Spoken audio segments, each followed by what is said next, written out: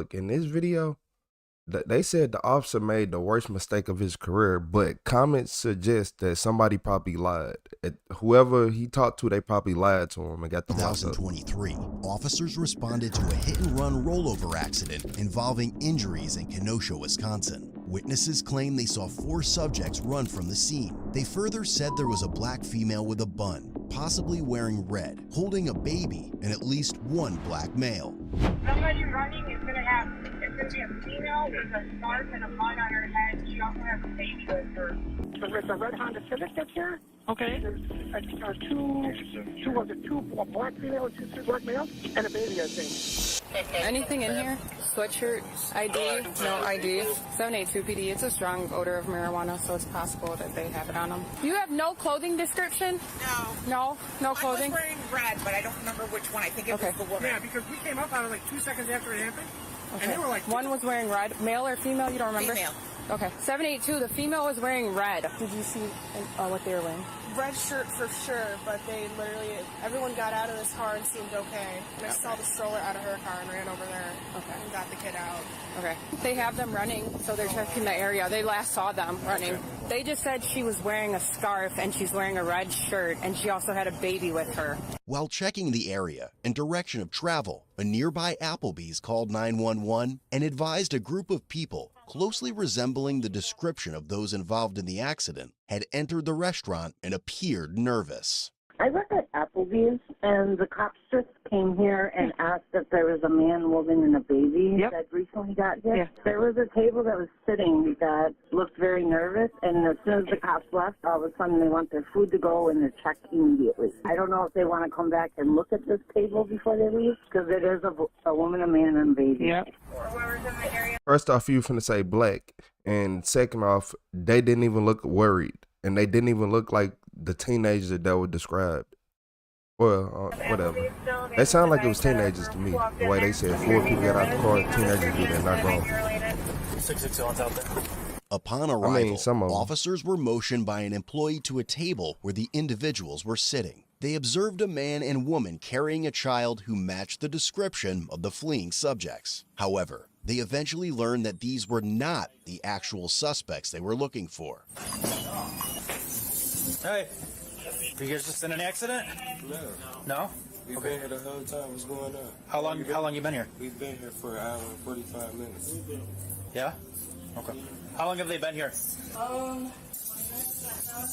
Who's the table that just walked in you guys just talked about? Based on the given facts by witnesses, officers believe the individuals could be the suspects and questioned them. When they asked what vehicle they arrived in, they refused to answer. It was later revealed the vehicle was visible in the background. Simply pointing it out could have ended the contact. Instead, they chose not to. Where you guys driving? I put her 727. We want to clear you from this, so you can just...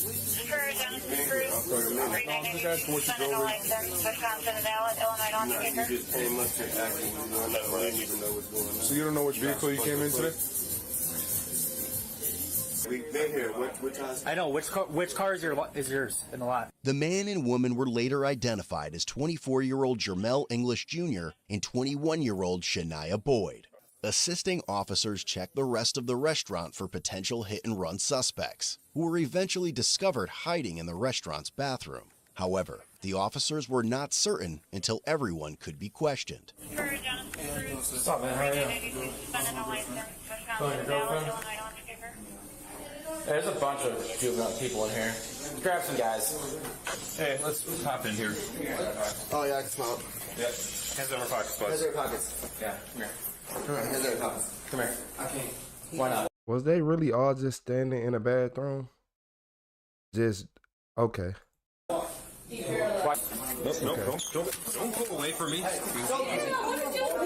Keep your hands out of your pockets. I'm not going to tell you again, you understand? What happened? I got shot. You got shot? Like when? What you doing? Like years ago, 3 years ago. Okay. Why are you guys all hanging out in the bathroom? I was just using the bathroom. Who's in here? That's him. Hey, open the door, boss. Hey, I'm not with them. I'm not with them, boy. I'm not with them. Finish up. Yeah, we'll believe that. Yeah, there was an accident out there, and somebody said that Oh, they saw you guys run in with the baby. That's what we're seeing. They described a female with a top. If you guys can tell us what car you came in, we can be done. That's over with. They said somebody had red on carrying a baby, so...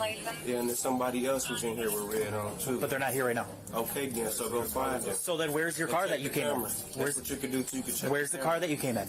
What I'm talking about is we just had a car where all these people flee from it. Right? Ain't none of my pocket, bro. Okay. Why it smell like weed in here? Ain't nobody got no weed on there.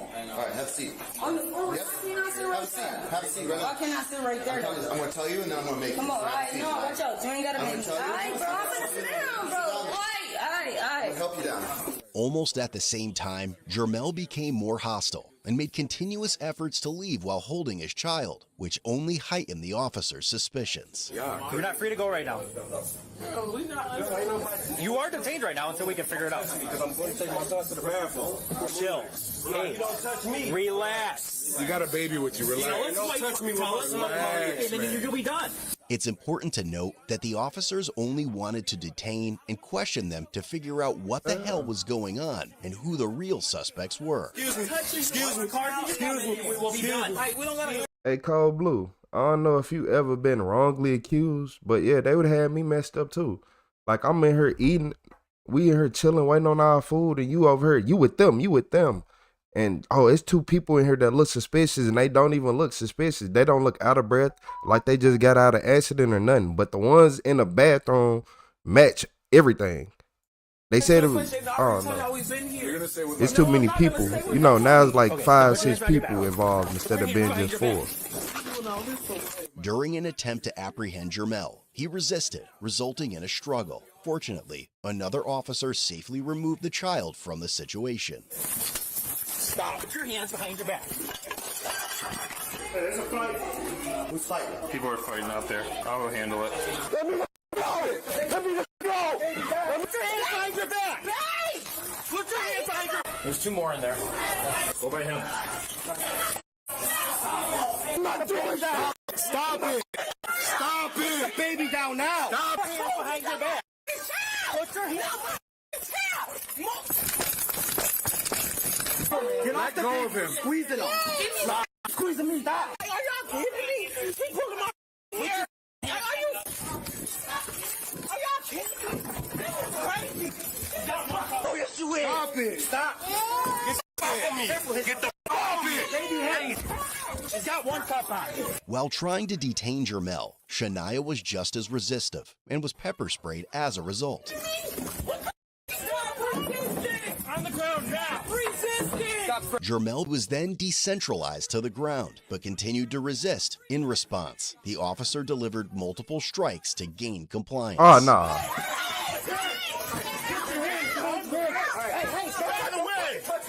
Get out of the way! My child! What is going on? What is going on? I'm confused. What is going on? I'm trying to report legally. Yeah, but you're obstructing my investigation. Get out of here! Go over there now! My workplace, bro. This Back up. Back up. That's fine. You can record. You need to let us do our job. bro. I'm not doing nothing. I was just fucking... Back up. I'm right here, bro. Stop moving towards us. Sit over on your butt. On your butt. They said police start punching. On. That's why you acting like that. Are you okay? No, because I'm confused. I'm waiting on my food, my child. What is going on? Y'all putting my hair. I don't know. I wasn't out here. Come over here. Sit down. No, keep him in handcuffs. He's got this. Janai, you gonna be chill? Yeah, I'm gonna be chill, bro. Sit tight. We got No, stop where's my yelling. child? Are we good now? This is so up. I'm sitting here waiting on my food. Stop yelling. One in custody. Hey, let's get it out. All right. Ready? We're gonna stand up. Ready? Just call him. Let's call rescue. 7:35. We'll take rescue out here. We got someone treated. We're gonna stand up. Ready? 1, 2, 3. No, we're not calling your mom. You're an adult. More my child. Right here. So right here.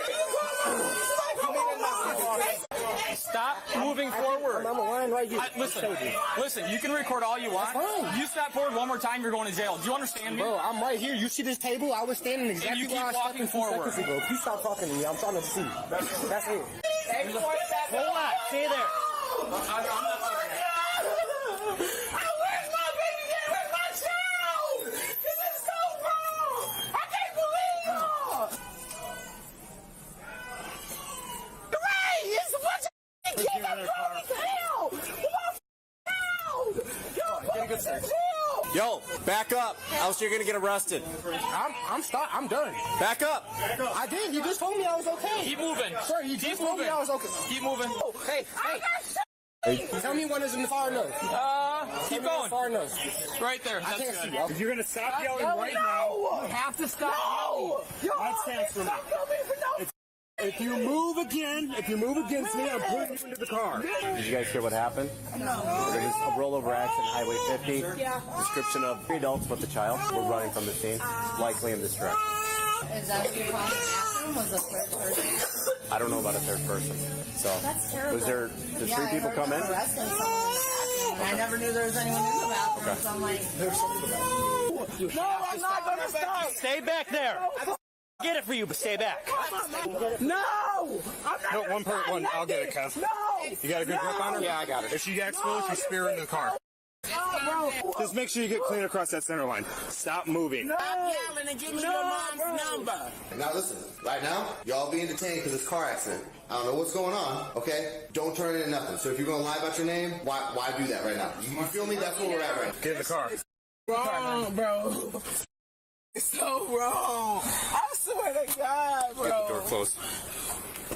All right, you good? I'm going to go back in there and help. Yes. Afraid people in close contact with me. Hey, I'm calling somebody for this girl that's at Applebee's. She just went to jail. Like, we have her baby. What's your name? Shania. Yeah. What do you need? I think we're fine here. He's catching his breath. All right, I'm going to go check with him in the bathroom then. Good? Good. OC exposure. Thank you. Whoever was spraying over there. What? There's all those kids in there. Open the door. I'm going to kick that door open. How's my butt, bro? Step out. Hands right back. he just told y'all he wasn't with us. Okay, sure. Yeah. Shania, sure. Yeah, and I'm the I Pope. ain't gonna lie, y'all Oh, going. no, yeah, sure you wouldn't, right? Can you crack the window? Yeah. Like, my face burning. Where's my child? In there. No, who has my child? The staff member's in there. They don't like what the... He's in custody too. For what? For resisting. For what? Y'all... Can we have a real conversation right now? No. Okay, well then there's no point in talking to you then. But what's going on? No, you said you don't want to have a conversation. No, I can't hear you because I can't even see. Do you want to have a conversation? About, yes, what about what? What just happened? What is going on? What I tried explaining to you guys. Yeah. What did they spray? Pepper spray. Ah. So how much you guys throw in the toilet? What are you talking about? What are you talking That corner cup classic Maggie? Come on, bro. So now you want me to believe that it smells like weed in here. You guys never had weed on you, right? You guys want me to believe that you guys just have been eating here the whole entire time. Where do you live? Just kicking in the bathroom? Just kicking in the bathroom. Right? That's what you want me to believe? That's the story we're sticking to? Okay, Kevin, that's the story we're sticking to? Mom, can you please come to Applebee's in Kenosha? Mom, they just attacked me and my baby for no reason. And I'm in the back of the police car. Y'all need this many officers. Yeah, we do. All right. Bro, I don't care what you're talking about. I'm just saying. I'm gonna talk what I'm gonna say what I want to. What? I'm saying I don't get no. Try to listen to your friends. Bro, I shouldn't listen to nobody. I'm sorry, it's nothing against you. It's just... It's nothing against you either. You can record all you want, but when an officer tells you to do something, you're bound by law to do it. I agree. All right, so that's all it is. The thing before was I just felt you told me that it was okay, and then you told me to back up. Yep, so then when he tells you to back up, then we're backing up. So it is what it is. Yep. I was just letting you know. Yep. It smells like weed in there. There's cut plastic baggies in the back. There's nothing in there, but it's Kevin Thomas. Yeah, these police, nah, this ain't no good police, and this ego tripping. Y'all know y'all in here doing wrong, and y'all trying to just protect yourself. No, y'all in here doing wrong. Quit punching on people. Talking about to gain compliance. That's why I be telling y'all, but y'all be mad when somebody gets swinging on y'all. Like, come on. Washington, and She matches the description. She does? Yeah, she was wearing a red top. She is wearing a red top? Because that's the male that's in the red top. Oh. I'm gonna get mine going to the jail because I got a decontaminator from the spray. Okay. So. Y'all having like a party in here? Yeah, it's kicking in. Apparently, just like hanging out in the Applebee's bathroom. So. Yeah, that's a new one. I haven't seen that yet. Kevin, can you come here? Different Kevin. How was this other couple involved? I have no idea. I came out. Who was out with them? Luke was with them. Luke's with one of the girls in the squad car. I heard them fighting. We come out here. I see Luke up on the table, like trying to yank her down, and so I go to help Luke. Okay. And she continually resists. And then, do we believe that guy was involved with her? Yeah, the guy that over there with Mark. I mean, with Mike. With Mike was with her. So I don't know what the. No reason to believe that they were. I have no idea. I have absolutely no idea. But we just came in here and checked the bathrooms, and there's all these kids just hanging out in the bathroom. Then all of a sudden they start fighting out here. I don't know why they start fighting or what goes on.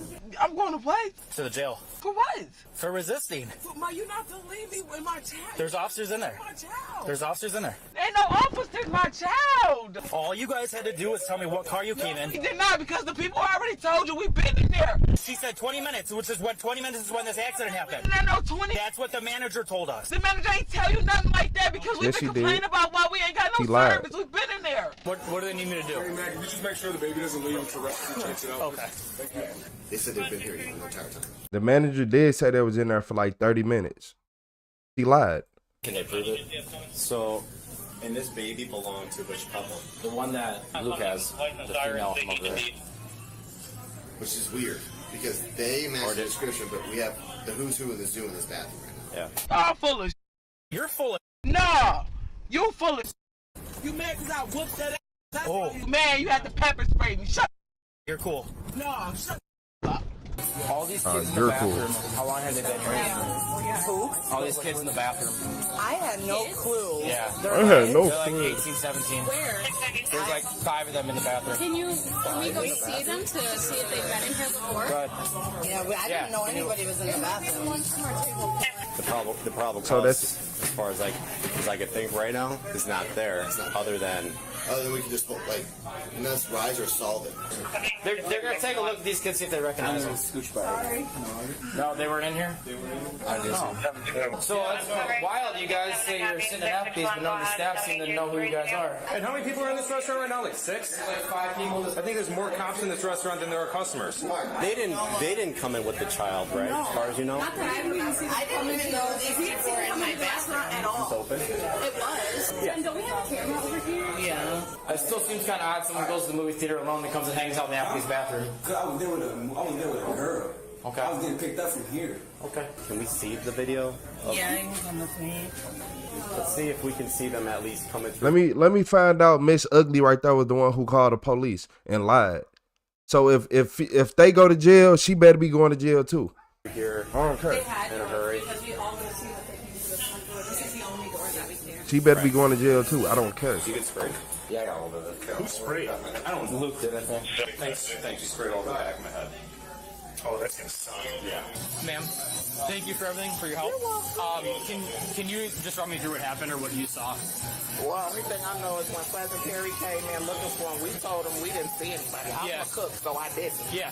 And then next thing I know, I heard the commotion. Okay. I went back to the kitchen. The police left, and that was it.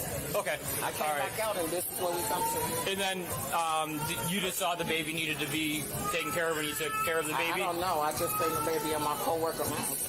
Okay. So you just took care of it for a little bit? Okay. All right. Flannery, you got to retire already. It's been like 4 years since you said you were going to retire. We're told we had a woman running with a baby, but this other couple that Luke's out with. Understand. So the couple that Luke came out with had a baby. Yeah. I don't know if they were involved in what way, shape, or form. I know. So these kids reek of weed. Right. So we need to look at this video and see what this is going to show. Because they came in this way. Can you pass me my phone? No. You don't need to be playing on your phone right now. No, that's not the time for that. You guys understand? You understand you're detained, right? Like, so we don't get to play on our phones. Can you make it without a phone? Like, we can survive, right? Okay. How long are we going to be sitting here for? Until they come back and let me know that you guys are free to go. So what y'all waiting on for? I'm waiting on other officers to tell me what's going on. What's your problem? What's that? What's your problem? Me? All kinds of stuff. Don't even get me started on it. Is something going on at home? No, it's the ridiculous that's going on in here. Okay, so they came in, the cop came in and said we wanted to go. They seemed a little bit nervous. Oh, they were like, okay, what happened after that? After the cop left, I just went in the back and I was like, Jen, that's then, like, you need to call the cops. She's like, I don't know, because she doesn't want to judge somebody right after that. Yeah. No, Jen, like, the way that they were reacting, Yeah. I was like, no. And then she called the cops, you guys came and it all went down, you know? Okay.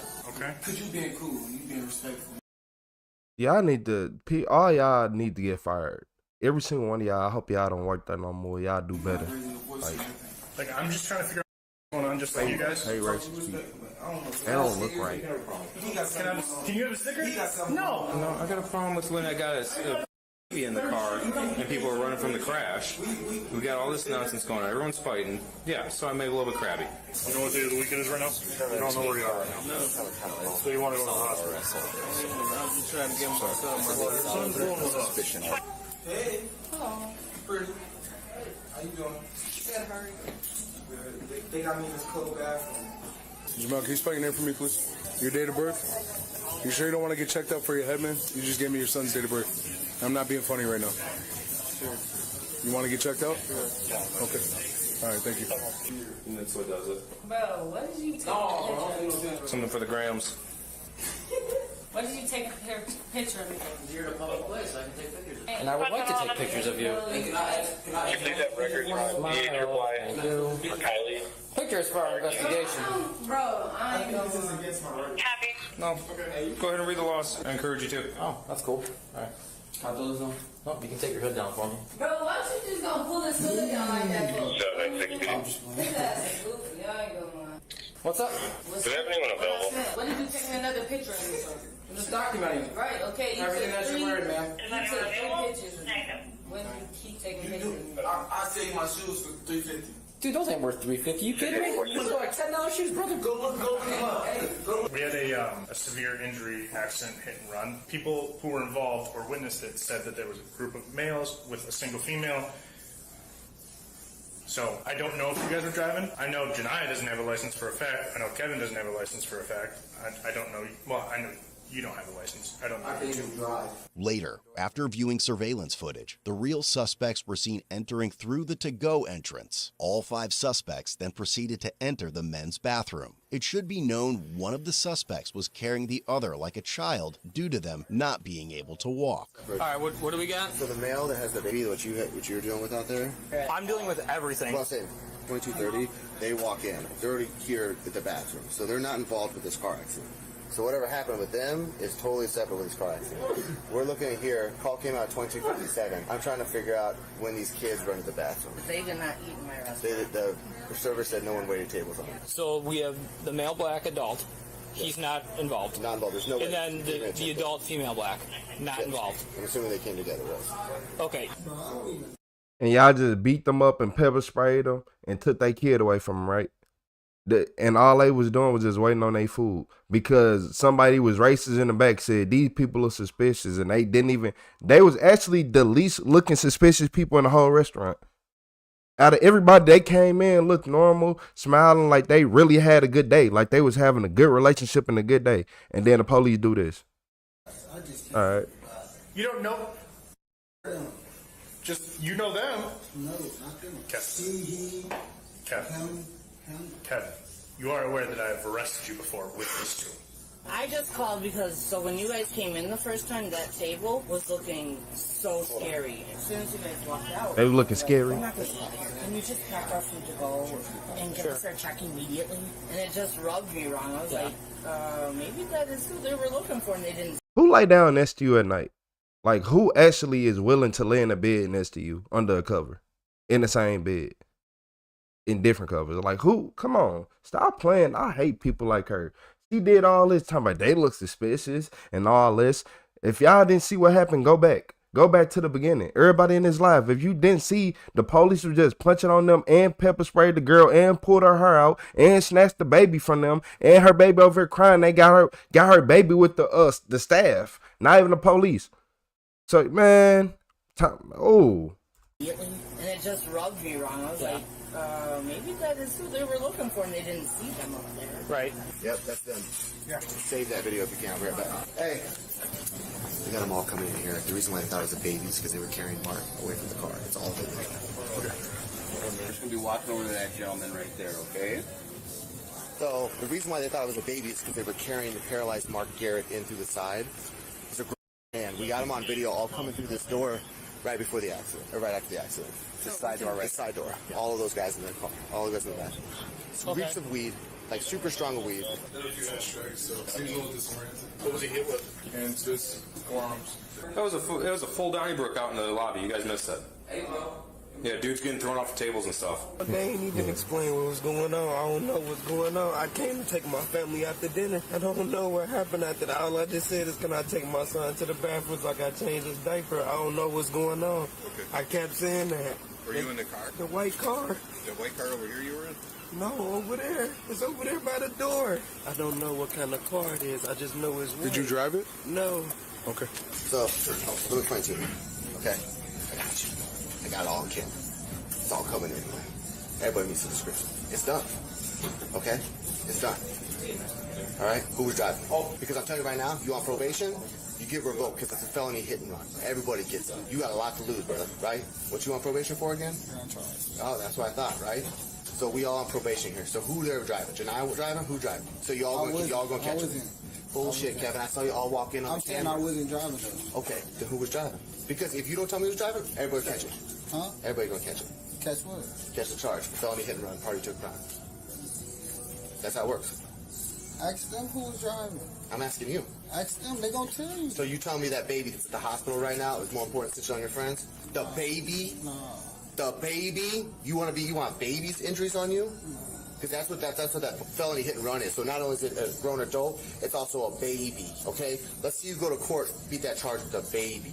When they put that baby on the stand, show their injuries on the pictures, and they say, oh, let's not convict him. Tell me how that's going to look. I ain't dumb, right? Okay, so tell me who was driving and why y'all flee. I'm black though. You want to take it? Bro, no, all right, that's fine. Bro, That's fine. You're just going to take the charge. No, bro. Yeah, then tell me who's driving. Bro, I told you I They blacked can't even out, hear us bro. right now. Tell us who's driving. I blacked out, bro. Okay, so I'm going to pull Janai out, right? And then Janai says you're driving because Janai, she always be lying. So she's going to say you driving because she don't want to take that charge. And then guess what's happening? I'm offering you first, Kevin, because you got the most to lose. She's going to come out and say you driving, then you're going to take that charge. You going to take that charge? I told you I blacked out, bro. I promise you, if I knew, I would have told you. You do know. I don't. I blacked Because you're all out, hiding bro. back here. You all ran from Applebee's. Right? You knew who was driving the car prior to the accident. I ain't dumb, dude. Why do you think I'm dumb? I don't think because you were in the car, my guy, driving down Green Bay Road. So tell me who was driving. I don't think you're dumb, bro. Then you do think I'm dumb because that's how you acted. If you knew we was driving down Green Bay Road, you would know who was driving. No, I don't. I'm just saying I don't magically transport to the passenger seat when I get in an accident as we're driving somewhere. So tell me who's driving. Bro, I was sleeping. That's fine. You're just gonna go to jail on that, and you're gonna have to fight that charge after injuring a baby. You cool with that? Bro, I ain't do nothing. That's part of your crime. Go ahead. You're under arrest. Sure. Then we're gonna call you PNP agent. I got pepper spray in my beard. Yeah, I got it all in my face. I got it all in my throat. I'm sorry. I didn't spray. If that's worth. You're not going anywhere. Sarah? All right, you have the right to remain silent. Anything taken will be used against the court of law. You have the right to consult with an attorney. With these rights in mind, do you wish to speak to me now? No, sir. I don't know what's going on. I'm high. Okay, well, I'm just going to let you know what I got on, right? I got you all coming in camera right after the accident. Okay, so y'all, everybody's going to be charged with tonight felony hit and run, party to a crime involving injury of a child. Because there was a child in that car. A baby. Okay? So that's what everybody's getting charged with. Turn around, put your hands behind your back. You stand right here for me? I got you all coming in all day. Yeah, because I was meeting them. Right at the accident. No, you weren't meeting them. You weren't even in here. You came in walking, carrying with Mark here. I saw the whole thing. I got it all figured. I can go back there and show it to you. You want me to? All I want to know is who's driving, because that's who really hit and ran, right? Not all you guys, right? It wasn't Mark. It wasn't me. He was? The one I just took out? He was the driver? Put the baby in her arm right here. How did she run? Listen, let me explain to you. Are you Can I explain to you? Okay. All these employees here witnessed what happened. We were investigating a hit and run. You can ask all them. Those people the people that are in there fighting with the child with them, they had a separate fight from while we were here. They were fighting in the restaurant. We had nothing to do with them.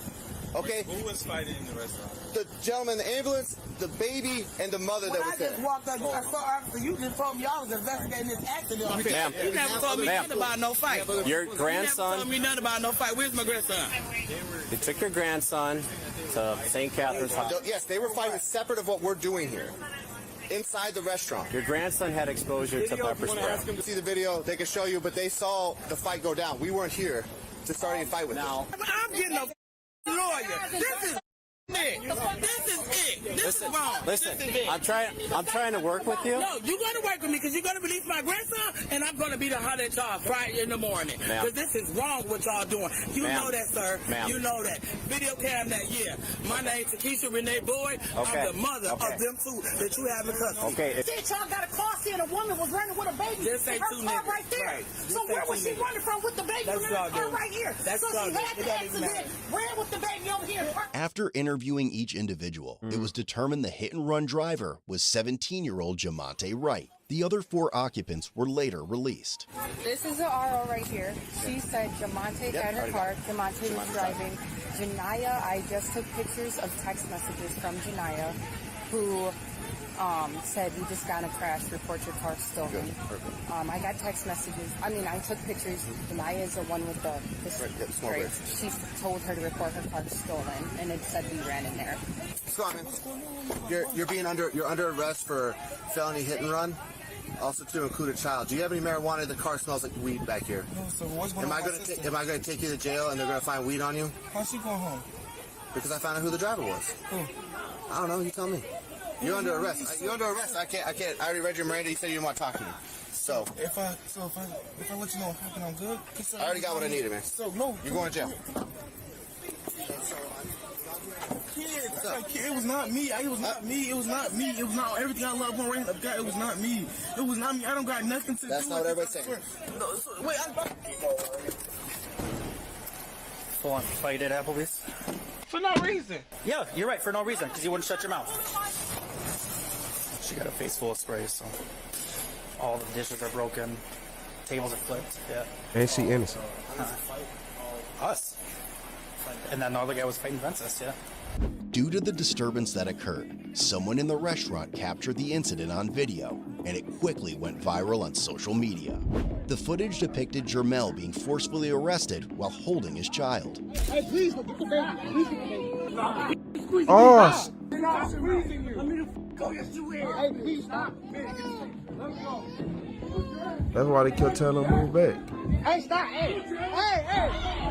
As per usual, people online immediately voiced their opinions based only on the short viral clip, blowing shit out of proportion. Instead of seeking the complete story and having a calm and rational discussion, this led to a serious backlash and the spread of misinformation within the community and towards the police department. Local and national civil rights and social justice groups alleged police brutality in the incident and demanded.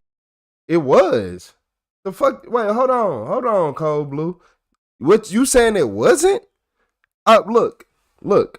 If I have a child and they're going out to the store or they going out to a restaurant and they did nothing wrong, and you come mess with them and they don't want to talk to you and they like, I ain't did nothing wrong, and you can easily go run the footage instead of messing with me. Yeah, it's a problem. The police could have went and ran the footage. What do you mean? They could have said, y'all detained. Y'all got to sit right here. It's a hit and run crash. Sit right here. We finna go run this footage. That's the smartest thing to do. Y'all didn't run the footage to the old girl's already on her way to jail. And then this police officer talking crazy the whole time. You're so cool. No, you think you cool. You done locked the wrong person up. You thought you really got a charge that's finna stick. No, it ain't no short, what, this and that, blew out of proportion. No. Y'all was in there punching on them and y'all pepper sprayed the man. Look at the cause. The police weren't doing their job. Effect, all this happened. Y'all didn't do y'all job. Y'all could have been like, look, no, you can't move. Stand right here. You're detained. We're gonna sit right. We finna go run the cameras. Y'all wasn't really trying to explain what's going on? Like, people really don't know what's going on. How do you expect somebody, especially the way y'all came in? Hold up, let me see what else you gotta say. For an investigation. Furthermore, the restaurant employees stated they believe police used excessive force in detaining Jermel and Shania. The incident drew so much attention that the famous rapper Jay-Z announced that he would be hiring a highly respected attorney for Jermel to get the charges dropped and possibly sue the Kenosha Police Department. Days after the incident, the Kenosha Police Department denied allegations of profiling, but acknowledged that while the use of force by their 2 officers was largely justified, there were instances that did violate department policy. The Kenosha Police Department then had an outside agency to review the use of force from the officers involved. After a thorough review, it was found that Officer Michael Vensis should have reevaluated the effectiveness of his strikes and considered alternative approaches to handle Jermel. Additionally, he failed to complete a full report from the incident and was suspended for 4 days. The second officer, Luke Cordier, failed to provide proper care to Shania after deploying pepper spray and was suspended for 10 days. But they weren't the only ones punished as a result of the incident.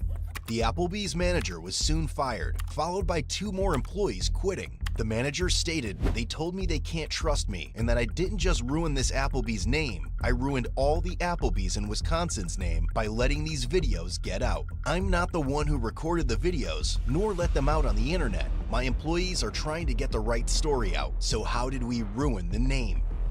According to reports, she had dedicated 12 years of her life to the company until the arrest video went viral on social media. So look, she should never call the police. She should have minded her own business and quit saying people are suspicious. She called the police and they went in. The only reason, look, y'all got to remember this, my bad. One of the biggest causes of all this, she pointed and said these people are suspicious and they didn't, and called the police on them. Not only that, but the police, like y'all saying it's like 4 or 5 people, right? It's 4 people or 4 people and a baby, right? So y'all telling me that y'all done found like 5 people in the bathroom, 4 or 5 people in the bathroom, right? And they don't even look like they are together. Look at the age group. Look at the age difference. Then at the beginning, I said it's a bunch of teenagers. I said it was a bunch of teenagers at the beginning. I said, oh, it's a bunch of teenagers. On date, teenagers are the only ones who finna be 4, 5 deep in the car. I'm not gonna lie to y'all and crash and do all that. 99% of the time, I'm sorry to tell y'all, yeah, older people do it, but they 1 or 2 in the car. 3 max, if that. Due to the events that transpired inside the restaurant, Jermel was charged with misdemeanor counts of resisting an officer and disorderly conduct. Shania was charged with misdemeanor counts of resisting an officer, disorderly conduct, and possession of THC. Jamonte, the initial suspect who technically started the whole shitfest, was charged with felony hit and run involving injury and 2 counts of misdemeanor bail jumping. As a result, Jermel and Shania were released on a $500 signature bond, while Jamonte was released on a $500 cash bond. Head over to CodeBlueCam. That shit just, all them charges got dropped on them. We know this. We already know how this go in court. All the charges got dropped on them. Because the police walked up to them and y'all was on BS. I don't care. If y'all ever think this the way that y'all gonna get something. And who the real suspects were. Excuse me. Look, these ain't even the right people. Look. Okay, why are you guys all hanging out? Where's your car that you came in? Where's what you can do? You can check. Where's the car that you came in? Well, I'm talking. He said you could check the camera, right? Hold on. So then where's your car that you came in? Where's what you can do? You can check. Where's the car that you? Why didn't y'all just go check the cameras? Why ain't y'all have somebody checking the cameras? Then y'all find all these people in the bathroom, and then the store manager lied and said they was only there for 30 minutes. But like he said, you should have went and checked the cameras. Like, we don't gotta answer no questions. I already told y'all we've been here. You're gonna stay with my. No, I'm not gonna stay with nobody. Okay, then put your hands behind your back. Put your hands behind your back. They innocent. It During don't an matter. attempt to I don't care what nobody say. Nobody on this planet is finna let somebody grab them and hold them and force them to keep their hands behind their back with no option. And you ain't did nothing wrong. You did nothing wrong. You think you finna let somebody really force you to put your hands behind your back in an uncomfortable position and lock your hands back there? You did nothing wrong. All you did was just wait on your food. You woke up, you've been having a good day, you was waiting on your food, and this happened. Jermel, he resisted, resulting in a struggle. Fortunately, and they walking away because the police is standing right on them. Like, the police is right here. peanut butter on jelly, touching these people and like so close that you were breathing. I can smell you. You stink. Get away from me, bro. And then I ain't did nothing wrong. He removed the child from the situation. Stop. Put your hands behind your back. Hey, there's a fight. Who's fighting? People are fighting out there. I'll handle All the criminals in the bathroom hiding. But y'all gonna go to the ones out here. There's 2 more in there. Go by him. I'm not doing that. Stop it. Stop it. Baby down now. Stop it. Behind your back. Put your hands behind Get off the go of him. Squeezing him. Stop squeezing me. Stop. Are y'all kidding me? He pulling my hair. Are y'all kidding me? Crazy. Oh, yes, you will. Y'all see all this? Get the off it. She's got 1 cup on. While trying to detain Jermel, Shania was just as resistive and was pepper sprayed as a result. On the ground now. Resisting. Jermel was then decentralized to the ground, but continued to resist. In response, the officer delivered multiple strikes to gain compliance. Like, this what I be hating about some of these body cam channels. Y'all just be thinking that's cool. Y'all just be thinking that's cool. But y'all want to sit out here and be like, oh, this ain't nothing happening. This is not crooked. Did you just hear what multiple strikes to gain compliance. To resist. In response, the officer delivered multiple strikes to gain compliance. But in the same video, you had the nerve to say that people looked at the video wrong and it sparked the outrage. Go, yes, you will. Hey, please stop. Let me go. Hey, stop. Hey. As per usual, people online immediately voiced their opinions based only on the short viral clip, blowing shit out of proportion. Instead of seeking the complete story and having a calm and rational discussion, this led to a serious backlash and the spread of misinformation within the community and towards the police department. Local and national civil rights and social justice groups alleged police brutality in the incident and demanded for an investigation. Furthermore, the restaurant leads to a serious backlash and the spread of misinformation. Look, hold on. I'm gonna tell y'all this. If they didn't do nothing wrong, why did the police get suspended even though they should have been fired? Talking about you did nothing.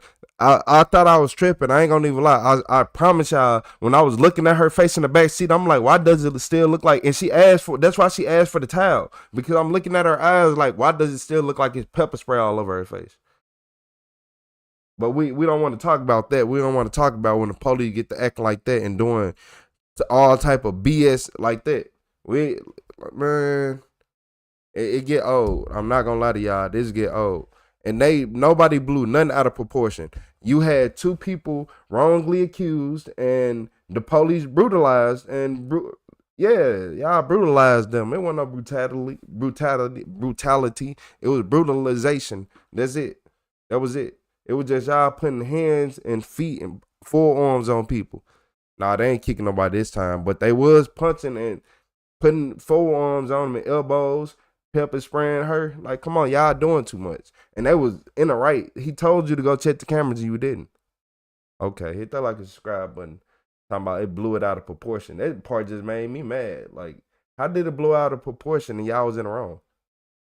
If I go say, if I look, say if I'm a police officer and I go grab somebody, I'm like, I think you did this. I think you did this. I think you did this. And they found out that you didn't do that, I'm wrong. I don't care. I'm wrong. If I accuse you of doing something right now and I found and like I'm over here holding you and grabbing you and not letting you go and we fight and do all this, I'm wrong. I'm wrong.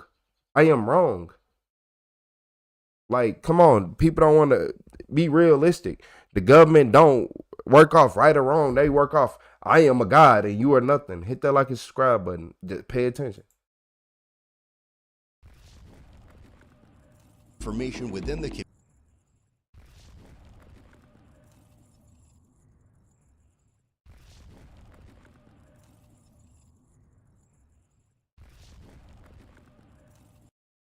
Hey y'all, so look, this boyfriend, he exposed his girlfriend's secrets, and a couple days later, he wasn't alive no more. So police instantly went to her house. Doctor's office, and he did not survive. You're fucking lying. You swear to God. You swear to God. No! Don't touch it. Don't you fucking touch me. Where's my Hold on. dad? Well, he's obviously not here. This is 25-year-old Alyssa Blackburn. I seen a different POV of this video. Alyssa did that shit. I'm not gonna lie to y'all. New video.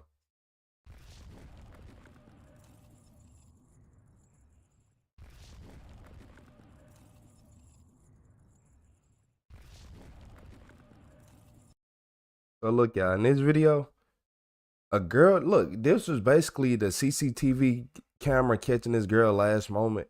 And then what police found out after this, yeah, it took the case for a twist. This is 23-year-old Kayla Sadowski heading out for a date. Tonight, Kayla is expecting romance. What she doesn't yet realize is that her date has very different ideas.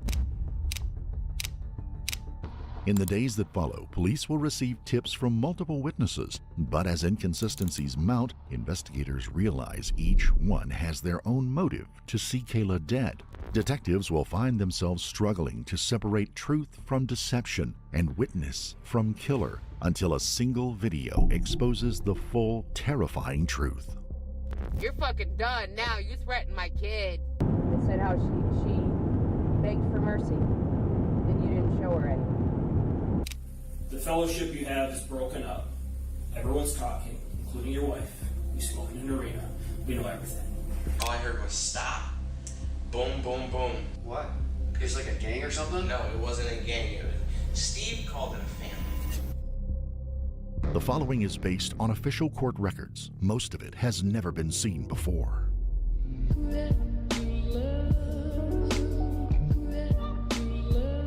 This is True Crime Hour, everybody.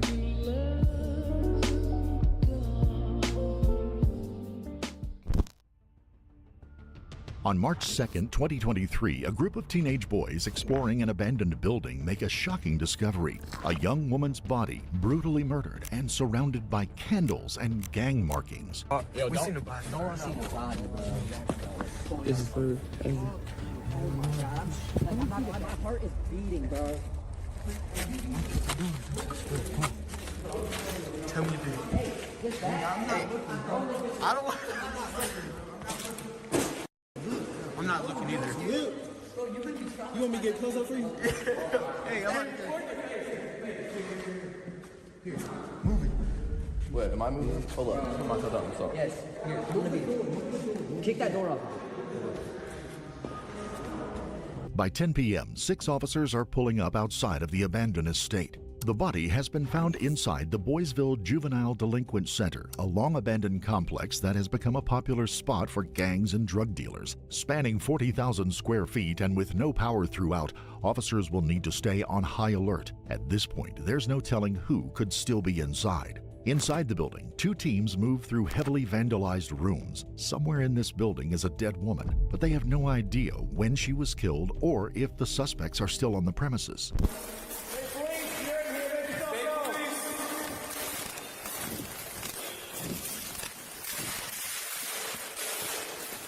Man, police gotta do a lot of things. I ain't doing this one though, y'all.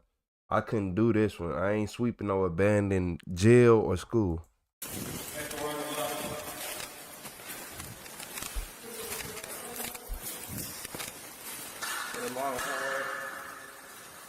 Long hallway. Officers have located the woman's body on the floor of the disused gym. A fingerprint scanner identifies her as 23-year-old Kayla Sadowski. At first glance, her death looks like it could be the result of a drug overdose. But some small and disturbing details will soon put that into question. Officers notice candles beside her body, and she's covered in paint. Mid-20s. She got the paint all over her. Just wax.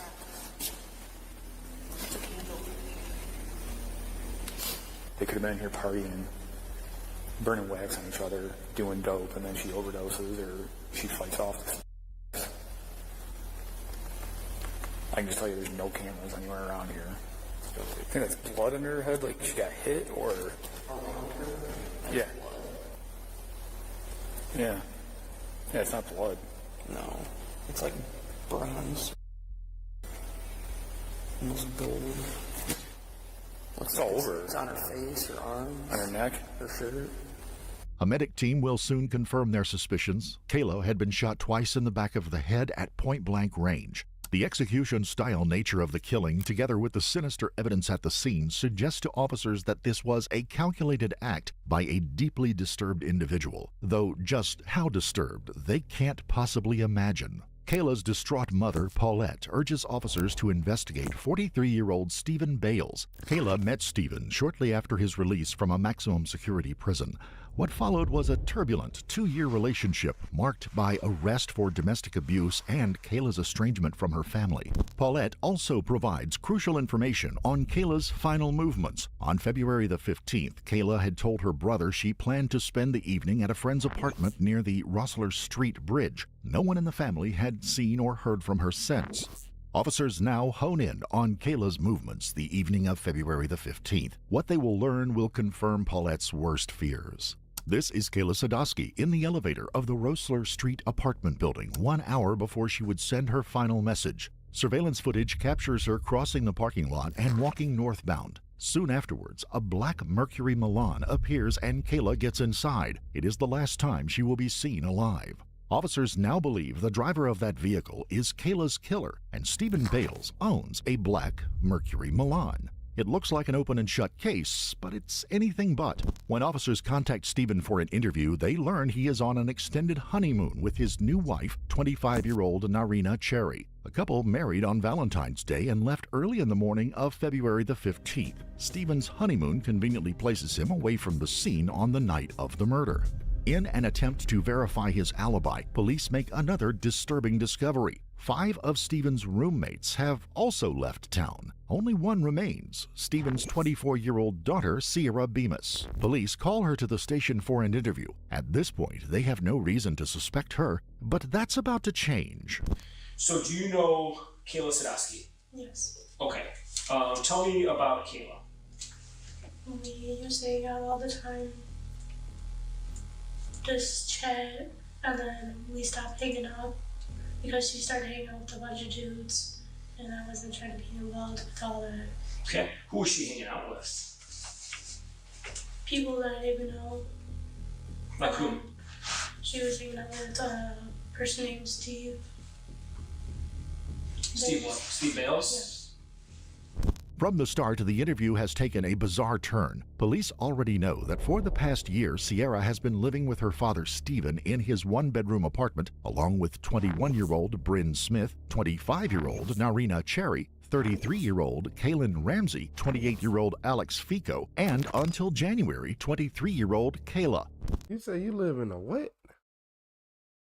Smith, 25-year-old, now in his one-bedroom apartment, know that for the past year, Sierra has been living with her father, Stephen, in his one-bedroom apartment, along with 21-year-old Bryn Smith, 25-year-old Narina Cherry, 33-year-old Kaylin Ramsey, 28-year-old Alex Fico, and until January, 23-year-old Kayla. 7 people crammed into a single-bedroom apartment strikes the officers as unusual, but it is far from the most disturbing. 7 people in a 1 bedroom? Is that possible? You could put. I don't even think you have a 7 people have a get together in a 1 bedroom. Part of this living arrangement, as they will soon discover. Why did it bother you that she hung out with Steve Bales if you were living with Steve? Because he was like controlling He was controlling who? her. Okay. What would he do to be controlling? Always use my food stamp card and take every money I had. Take your money? Yes.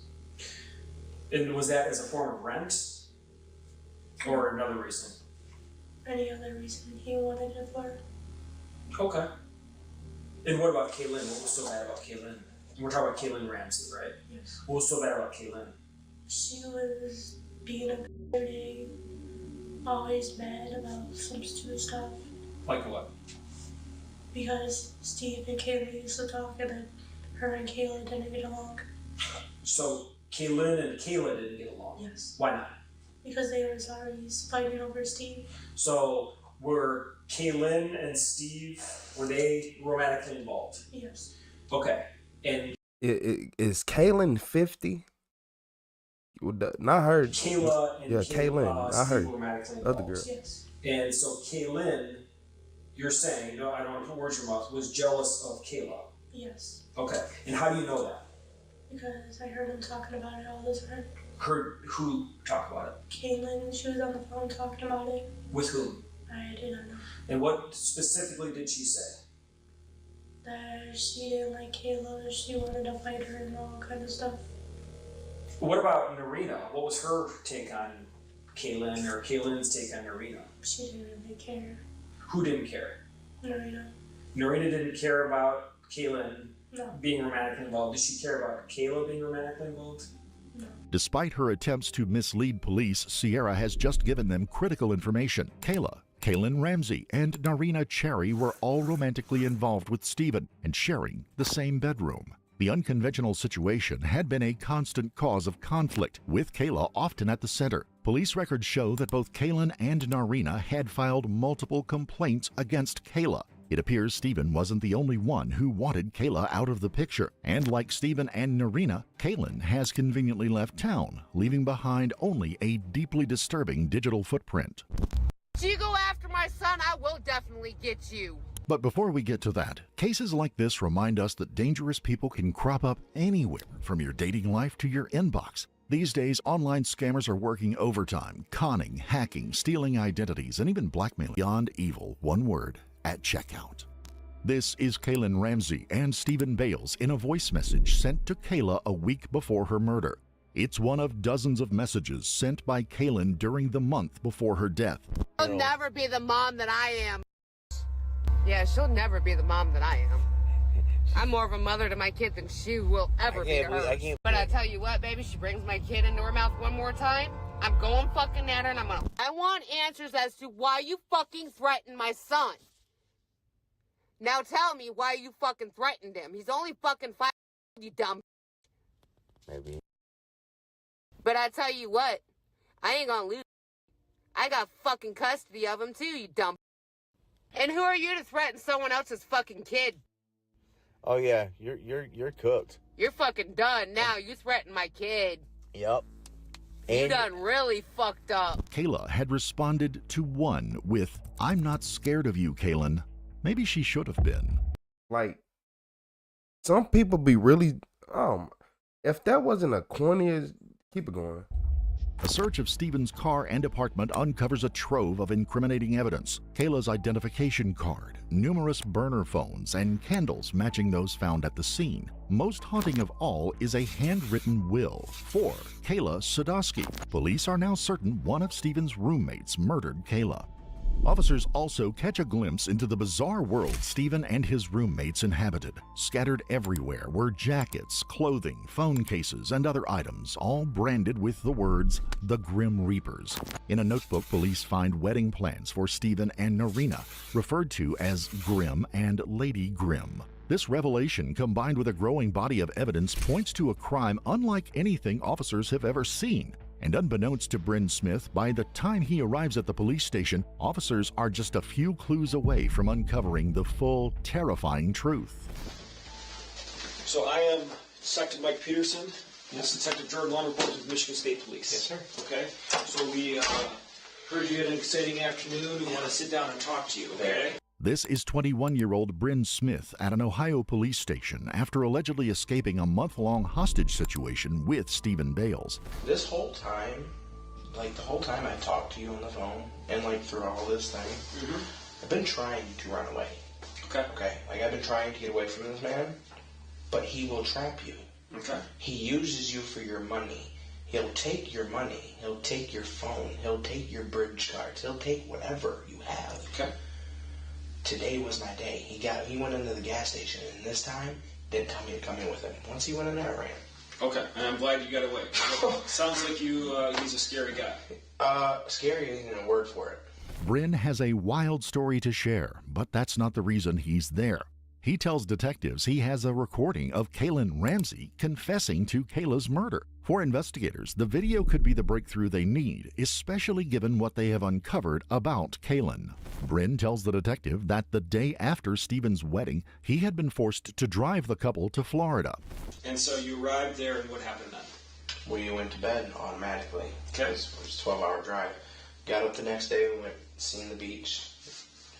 After that, went to the store, got towels, went back to the beach. Spent the whole day at the beach. Went back to the apartment. Next day, whole day at the beach. Literally every day was at the beach. That was their honeymoon. Okay. And did you want to go? No. Why did you go? Because I was forced. And I'm not questioning you. I just need to understand what's going on. How were you forced? Forced as in if I said no, I was possibly could have been hurt. Stephen finally ordered Bryn to drive them back to Monroe, only to find the apartment boarded up. Okay, so you arrived 2 or 3 p.m. at 3200. Yeah. Okay, then what happened? Forced me and his wife to stay in the car. Okay, and how did he force you? Again, I'm not questioning you, I just want to understand. Forced as if you would have left, you could have possibly been hurt. I didn't. Man, I don't know. You a grown man. Ain't no grown man finna tell me to sit in no car. Especially, you not finna go to sleep around me either. He said he went to bed. I didn't want to take no chances. So he forced you and his wife to stay in the car with implied threats that you might be hurt. Yeah.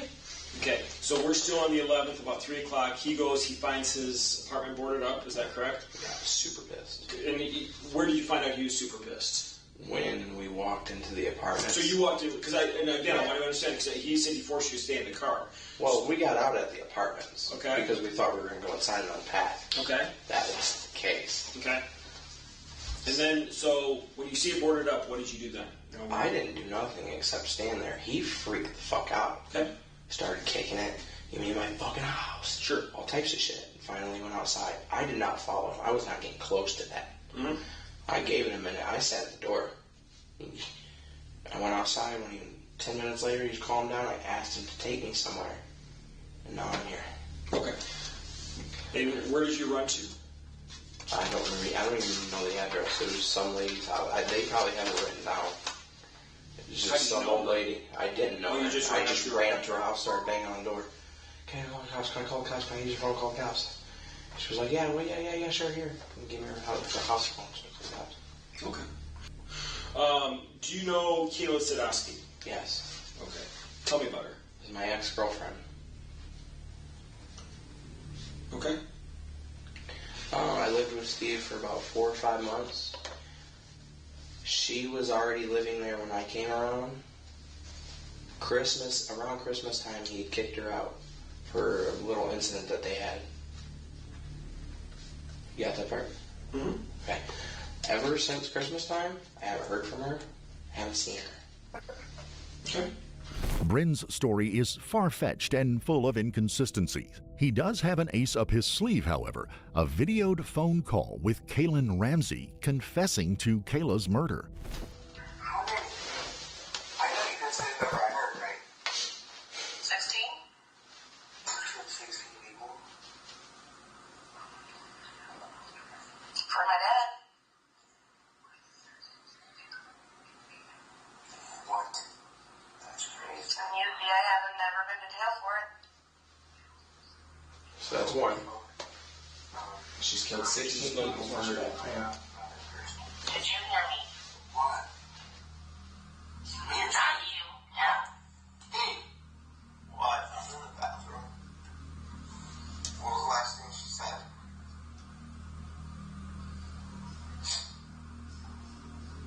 This isn't my first time going through this. That's why I'm trying to get you to fucking listen to what I'm telling you to do. You think I got away with it with 16 others? 16 other people? Yeah. Kayla's not me first. She threatened my son. So if it comes out to it, you tell them it wasn't us because everyone thinks it's us right now. And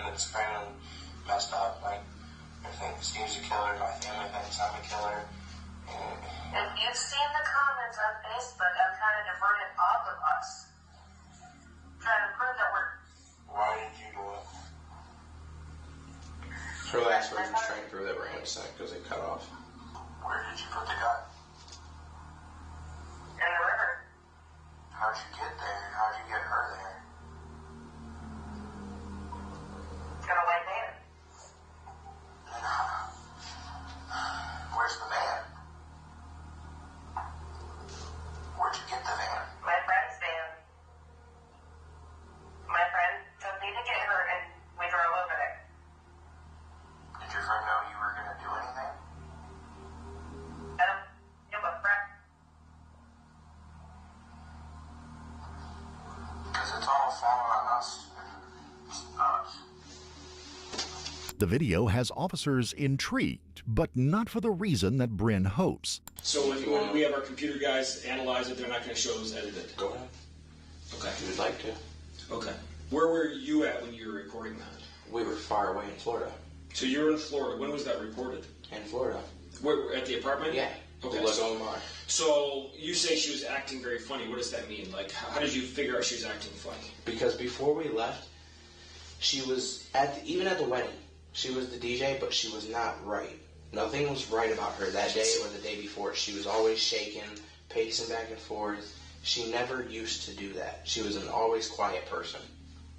Explain to me how this conversation came up. Like, and you have these few clips. Was that all one conversation? Yeah, that's a one phone call. Just out of curiosity, why wasn't he just recording the whole time? If he was here, I'd have you ask him because I don't know. Okay. So you have 3 clips. There's nothing edited out because I can tell you I was the one who was interviewing her. That's fine. So but what was the, why were you talking to her in the first place? Because I was not comfortable where I was living. If I'm going to go back, I want to make sure I'm comfortable. So I was interviewing where I'm living because I don't want to be unsafe. You mean when the body hadn't been found yet, right? Right. Okay, so what prompted that? This was days before she was been acting weird. Okay, but what prompted that phone conversation? Because I was uncomfortable. Having Bryn give his version of events, police are prepared to turn the tables. The suspiciously edited video confirms what detectives already suspect. We got some information that you actually had been dating Kayla more recently than Christmas. Is that true at all? No? I haven't talked to her since Christmas. Okay. Now, have you talked to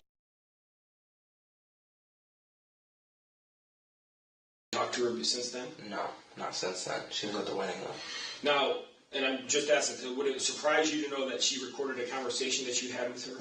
No. Okay. Are you familiar with what conversation I'm talking about? No. Okay. 'Cause there's a conversation where you're talking to her and you talk about being at the scene of the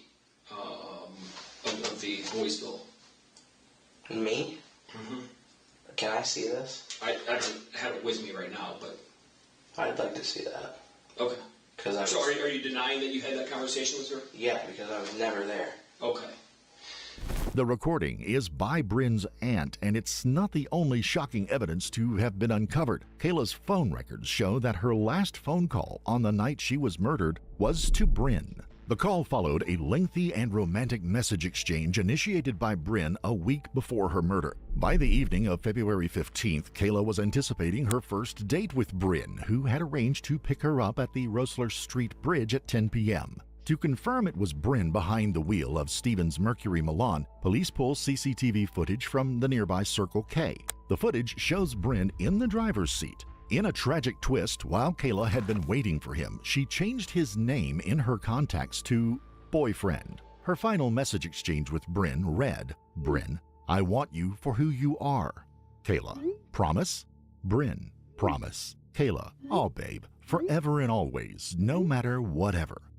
The detective now confronts Bryn. So far, Bryn has been cooperative, but not anymore. Bryn, you hanging in there? Yeah. Here's the deal. Bryn, there's absolutely no doubt, and I mean there's absolutely no doubt, no doubt of what? that you have not been honest with us and that you were involved in the killing of Kayla. And when I say that, I'm not here to tell you you're a bad guy, but I do want to get the human side of the story. Okay. Because there's absolutely no doubt. Because understand this. Hang on. Let me explain. I want to say something. No, hold up. What's that? I want a lawyer, and I want proof. Okay.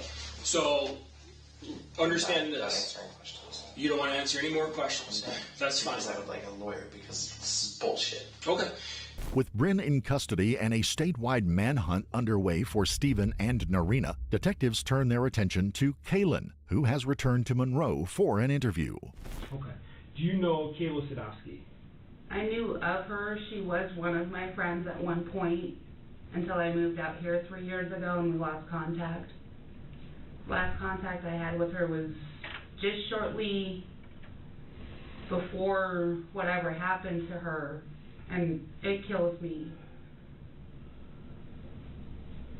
I had just talked to her about maybe the day before or maybe a few days before she had passed at the grocery store.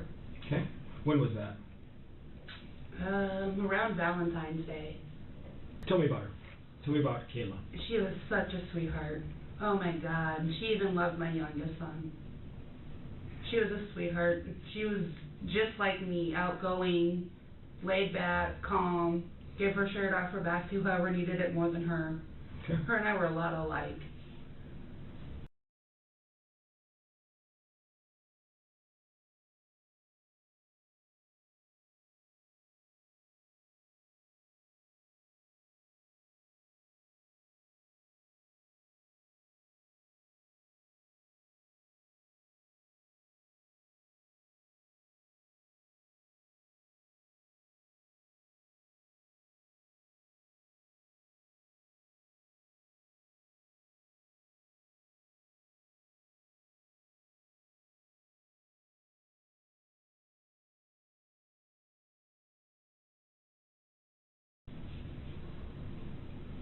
Okay, did you have any conflicts with her ever? No, I've never had a conflict with her at all whatsoever.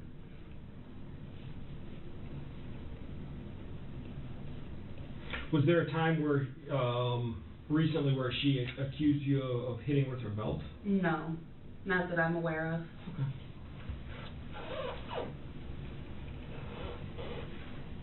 And it's something I would never do. I don't have a mean bone in my body. Okay.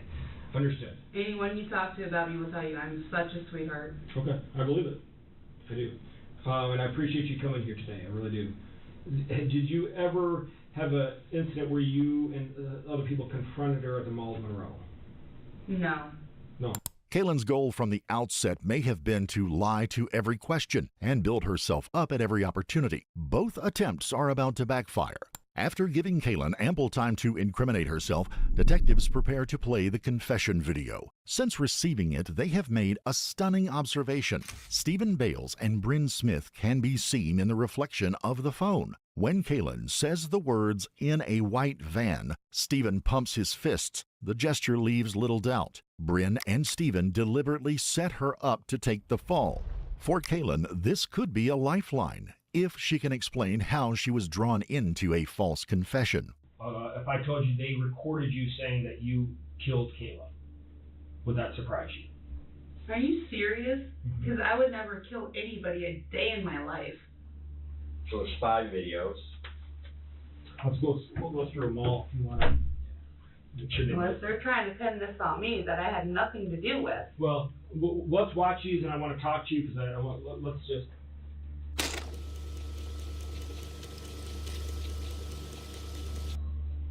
There's no explanation. That made me lie.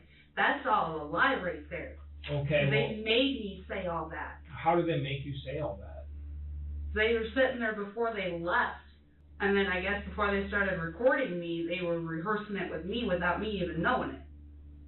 What do you mean they were rehearsing with you? Telling me to say all this stuff. Mm-hmm. What did they tell you to say? Exactly what was said in those videos. So tell me about that whole conversation, because I guess I'm not understanding. Because if I knew someone were dead, right? Right. Hypothetically, and if someone were saying, "Hey, I want you to say, we're going to be talking to FaceTime. Let's rehearse this. I want you to say you shot her." Is that logical for you to say, okay, yeah, let's have a game? That's not really logical. And I don't know that anyone's going to believe that. And again, this is your chance, because I will not make promises, but this might be your chance to help yourself and say, all right, look, this is what happened. Because there's no doubt. I'm being truthful and honest. Caitlin, there's no doubt you know more. There's absolutely no doubt. I've told you everything I know. I know nothing else. I seriously don't know anything else. There really is no logical explanation. The only explanation I can think of is they're trying to set me up. Kaylin's just made a fatal error. Her story makes no sense, and officers are now convinced that she is more involved in the murder than she's willing to admit. And if you want to take the fall, you can, but that's not just. Because I don't think you planned all. There's no way you planned this. You got in over your head. Kaylin. I'm looking at my lawyer. Let's talk. You and I. By the time she's ready to talk again, the case was blown wide open. Alex Fecco has admitted to supplying the murder weapon. Police have a full confession from Stephen's daughter, Sierra. Backed by witness statements, burner phone records, and forensic evidence, officers pieced together the chilling truth. Kayla's death was the result of an elaborate conspiracy carried out by 6 people, individuals who just weeks earlier had been her closest friends. What follows comes from the final interrogations of Bryn and Kaylin. Their partial truths combined with evidence tell a complete, harrowing story of Kayla's murder. I didn't know what was happening. Okay. That's the thing. I did not know they were killing her.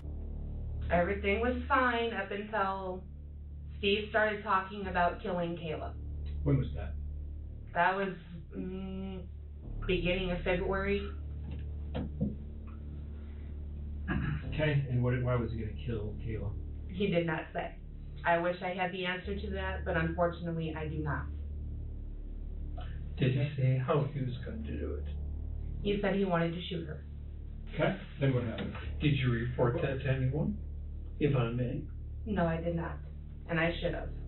Did anyone, Bryn, Sierra, or you say anything about when he said that he wanted to kill Kayla? I said we shouldn't do it. Okay. Did anyone else say anything? No. Kaylin doesn't realize that multiple witnesses have already named her as masterminding the plan alongside Stephen and Bryn. 6 people were assigned a role. Bryn would catfish Kayla and lure her to Boysville. Kaylin and Stephen would be waiting inside. Sierra acted as lookout. Narita monitors police scanners from the apartment. According to Alex Fico, Kayla's murder was a wedding gift from Stephen to his new bride. Bryn now admits to messaging Kayla, but he denies setting her up. At some point you said, hey, I'm going to go pick up my friend Kayla Sadowski. No, I said, oh, I got a text. Hold on. I'm going to go show this to Steve. I went and showed it to Steve. I said, yo, Kayla's texting me. Okay, cool. And then I go back out to the living room, keep texting her back. She says, oh, I got your chocolates, tried to FaceTime me. I didn't accept it because I was high as balls. I was smoking pot. So she's like, you didn't answer my phone call. I was like, I got your chocolates. I was like, oh, thank you. I love you. You're a really good friend. You want to hang out? Sure. Steve makes me hang out with her. Okay.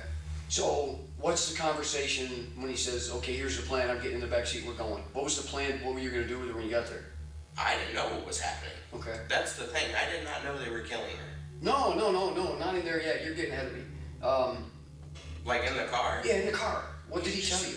He got in the car. When we got in the car, he said, I'm going to be on the floorboard. You don't say shit about me, and I'm going to be really quiet. You're going to take her to where I told you to, which was that place. Did he tell you to take her then, or did he not tell you what the place was until she was in the car? He told me as we were pulling up. Okay, so that's a good place to start. So as you guys are pulling up, he's hiding in the back seat, and he tells you you're going to take her where? You're going to take her to that juvenile center that's over by our house. Do you drive directly there? Yeah. No stopping, no eating, no drinking, no nothing? She questions me when I pass the house. When you pass which house? The apartment building. Oh. When I passed the apartment building, once I turned on the Netto Road, she asked me where were we going, and I told her, I'm just going to get high, because I really didn't know what to say at that point. Okay. Because I didn't expect that question to be asked, because I don't do that shit. No. So you're like, okay, well, we're just going to go get high right here outside this building. I'm going to pull in right here, and it's where I'm gonna get high. So you're gonna get high behind the building? But the other participants tell a different story. They say Bryn dropped Stephen and Kaylin and Sierra at Boysville before picking up Kayla, undermining his claim about Stephen hiding in the car and threatening him. Where did he go pick her up at? Off Rossler Bridge. Okay. So off the Rossler Bridge. And where were you guys at when he went to pick her up? We were already at the place. How did you get there? Bryn dropped us off. Okay, so Bryn dropped you, Sierra, and Steve off at what place? I forget the name of that place. If I said it, would you, I don't want to hear what, don't just agree with me, but was it Boysville? I think so. So let's go to what happened next, right? So you pull in to Boysville as directed. Yeah. You stop, you turn on the dome light, turn everything else out. It's pretty dark except for the front of the car. And I rolled up a joint in front of her, so she, she thinks, okay, he's actually getting high. I rolled up a joint, and I sparked it. I asked her if she wanted it. She said no. Cool. She used drugs? No. She smoked weed, but it was very rare. That's How why often do you smoke? I smoke whenever. Okay. So often. So she was like, no, I'm good right now. Okay, cool. So I hit it a couple times. I put it back out. I got out. She follows. So you got out of the car? I got out of the car. And she followed you? Yeah, I got out because it was getting way too smoky in there. I couldn't handle it no more. Okay. Because I have asthma. So I got out and I started smoking. She came next to me. I said, hold on, because my joint went out. So I'm going to go back in the car to get a lighter. Well, Steve gets out. She yells. So where did you walk to? Nowhere. I didn't walk nowhere. I just got out of the car? Just got out of the car, shut the door, and leaned up against it. Oh, okay. You could still see me right there. Bryn said that Steve then pulled out a gun. You said he put the gun up to Kayla? He put it up to her back. But before he put it to her back, he pointed at me and said, don't you fucking leave, don't go nowhere. Okay. Just get in the car. So at that point, I got in the car. Okay. So he puts the gun to her back, and then you say he takes her by the hand and leads her where? Into the building, I'm guessing. And then Brandon and Kayla came back.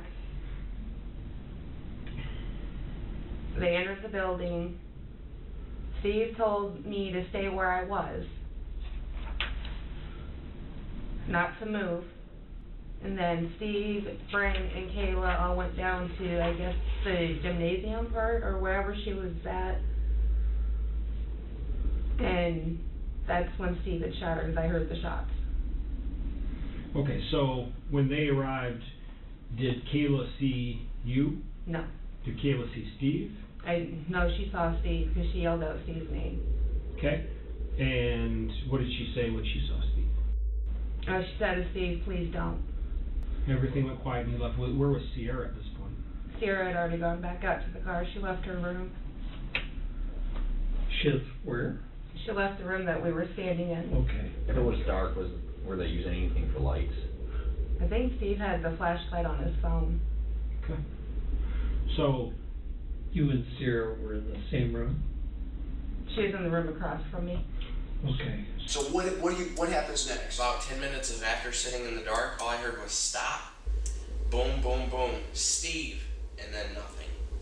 And then about 5 minutes later, Steve came out and got in the car. You want me to keep going? Okay. Well, why were you there? Steve wanted me there with him. For what reason? What was... I don't know why he wanted me there with him. He just wanted me with him. Okay. I mean, what did he say your purpose was? I guess to just be there. He didn't give me a purpose. Okay. And then what happened? You said you all left. Yes. Okay. Did he say anything to you? He said, don't say anything or I'll kill you. Okay. After the shooting, Stephen refused to talk about what had happened.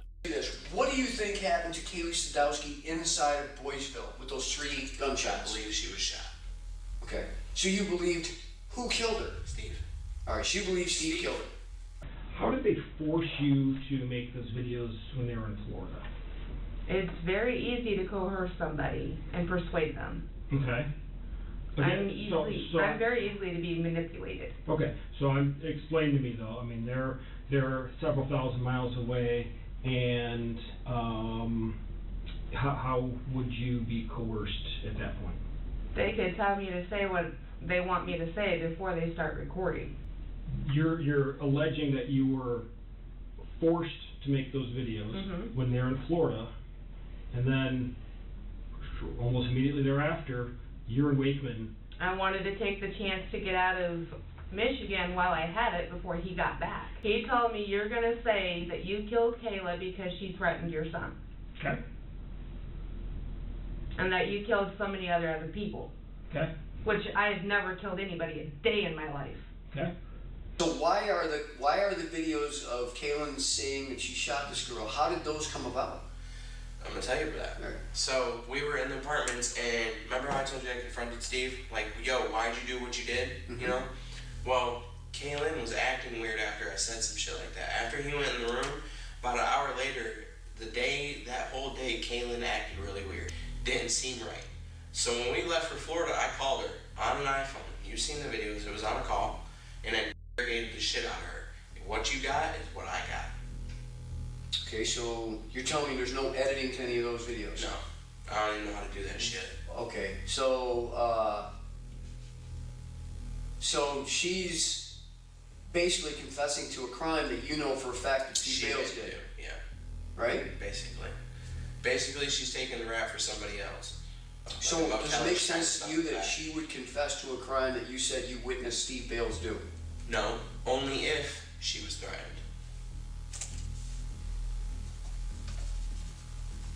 Okay. So did you witness any of that? No. That's one of my beliefs because I was threatened by him. All right, let's do this. You've given me some decent information. When is the first time on that day that you were threatened by Steve Bales? Early in the morning. So tell me about that.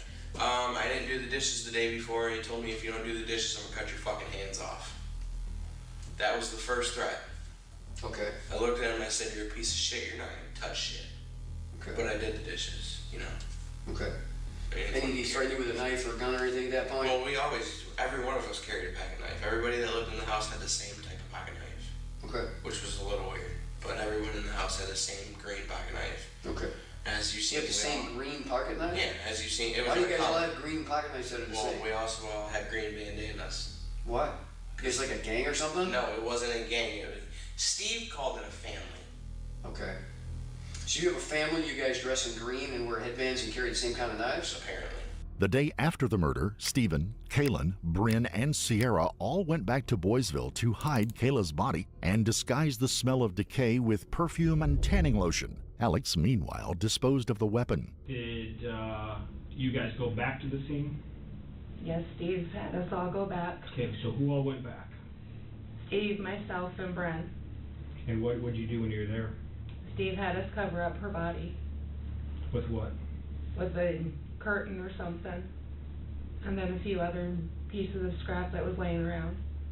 Okay. Did anyone do anything to her body? Fred dumped some stuff on her body. What did he dump on her body? Some tanning lotion and some car smell spray stuff. Okay, why did he dump that on her? I guess to hide the smell of the decaying body. Both Kaylin and Bryn have described everyone's roles in the killing while omitting their own. Luckily for them, police already have the evidence to fill in the gaps. Yeah. So who else was there? Steve. So why is he not in jail? Who else was there? Steve. Besides Steve. And Not Kayla. the only one there. And Kayla. And who else? Nobody. Yes, they were. Guarantee you they were. Nobody there. Yeah, they are. Who? That's what I'm asking you. Again, it gets the back. only people in the car that I was in. And I know we're getting a little. I'm not fucking with you. I'm actually working for you. It's angering me. I know. Because I'm telling you, the only fucking people in the car that I was with was Kayla and Steve. Yeah, but realize there's other people there. Okay, and were they already in the building? If so, I didn't go into the building and I fucking told you that. So I don't know. Okay. Would you understand? Told you that I drove we're on there that scale. and I drove away. When we're on that scale, the shooters and the main planner are the ones that I want, right? Yeah. And I just told you the where the people fuck who they're are, at. I guess I'd call you more of a Yeah, look at perimeter me. person. Because I can tell you what the communications say. The communications indicate you were in that building, 100%. That's why I told you. I'll tell you the same thing I told Peter. Does the communication, she fell for my trap? Does that make sense to you? Do you remember that communication you sent out? No. Yeah, this is you. It's your Facebook. I don't. Lured her in my trap. I can't find the channel. Maybe I can hear you, but you're not here yet. So, do you understand that luring her to driving her to Boysville and walking her in the building is no different here. It doesn't put you any closer here. No. Because you didn't pull the trigger. Exactly. How do I make the prosecutor believe the lies, like you were threatened and all that stuff, which I can see in your face? I think you were threatened. Because I right? was. Right? So I get that. I buy it. How is the prosecutor going to believe that when the information about the text messages or the messages back and forth, the communication between you and Steve say otherwise of what story you're giving me? If this is false, they are not going to believe the other part. I told you everything that I fucking know. What do you want me to do? Make shit up? Yeah, we're all done talking. These are not questions, but just so you know, again, can you hear from you? Can you hear me, Steve Bales? Dude, you got the phones? Bryn, dude, I can't find the gym. I hear you. You're getting closer. Clear. So these are communications right at the time when Kayla gets killed, because by your own communications, this is what was said. But that's funny though, when I was never in there, so. Well, it sure sounds like you were, and I think you're going to be able to.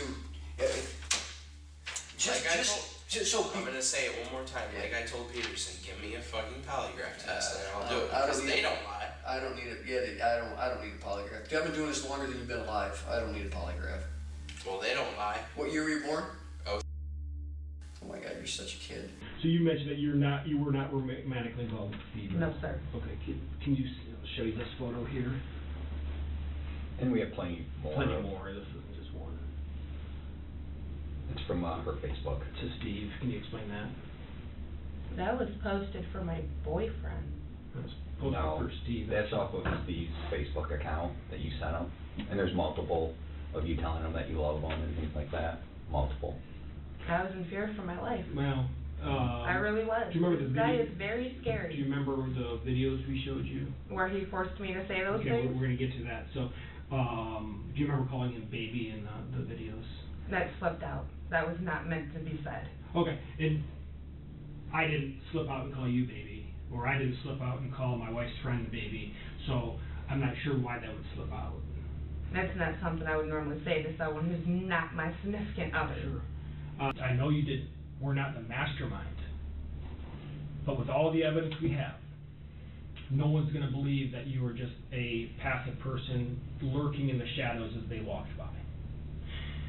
And if I'm being honest, just like we told you before, we have multiple indications that you and Steve were in a relationship. Okay? Multiple indications. And again, here's the problem. I get him to leave me alone. Here's the problem, and sir, I'm sure you see this too. You have all these lies, and they're starting to crumble on you. Okay, none of this makes sense. So, again, I don't believe you planned this. I understand. Listen, we know everything about Steve. We know everything about Bryn. We know everything about Sierra. We know everything about Rosetta and Cody. Okay, we know.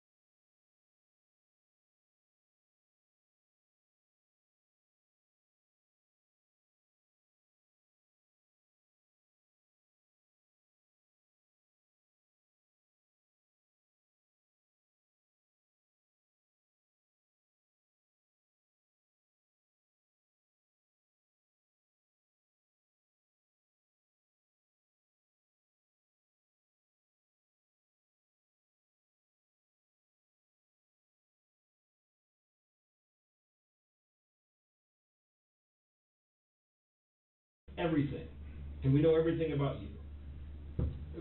There's no way that you are not involved in this. We have multiple people putting you as a shooter. Multiple people. Okay? Do I think that you devised the plan that you devised this plan and say, I'm going to kill her? No, I don't. Do I think Steve urged you on? I do. The human side is Steve was a jerk. Okay? There you go. Yep, you had a relationship with him. There's no doubt you had a relationship. But he was a... My bad, y'all. Y'all couldn't hear me this whole time? Oh, my Lord. Hey, y'all know she like 25 years old, right? Yeah, she like, this is what... And they was 7 deep in a 1-bedroom apartment. It was 7 of them in a 1-bedroom. Yeah. How do they even work? How can 7 people? I didn't even know a 1-bedroom can have a small get together with 7 people in it. So how y'all managed to live there? Yeah, and hey y'all, she looked like she 51. She was born in probably 01, probably early 2000, like 01. Because the other dude, Brand, he was born in like 02, 03. Yeah, all these. Look, I can agree that he probably did some of what they saying, and he was like, but y'all had every opportunity to get away at any time, and y'all played a part in this. Y'all had nothing better to do in life. Y'all are 7 deep in a 1-bedroom apartment. Everybody know what everybody was doing. I'm gonna tell you that now. He manipulated people. He manipulated you. He manipulated Sierra. He manipulated everyone for their bridge cards, for their money. He manipulated Kayla when they were dating. I know all this. But the problem is, all the evidence is putting you as the shooter. People can understand, I'm telling you, people can understand that Kaylin was influenced by this. This is not her. This is not who you were. I know that. I know it's not who you are. No, it's I not. know it's not. That night, that moment was not who Kaylin Ramsey is. Kaylin Ramsey is a sweetheart, okay? Steve's a jerk, and I understand that he wanted her dead. You probably didn't really want her dead. Now, here's the thing. You may have not gotten along with her. I mean, we had our moments where we fought. Yes. But I never want anything to happen to her. Of course you did. She was like my own daughter. And here's the thing. That's what I like hearing too, because I know you didn't want anything to happen to her, which tells me that you didn't want to do that night. But the fact is, Kaylin, you did it that night. Okay. I'm a little offended by the allegation, but I want to talk with my client further before we answer another question. Okay.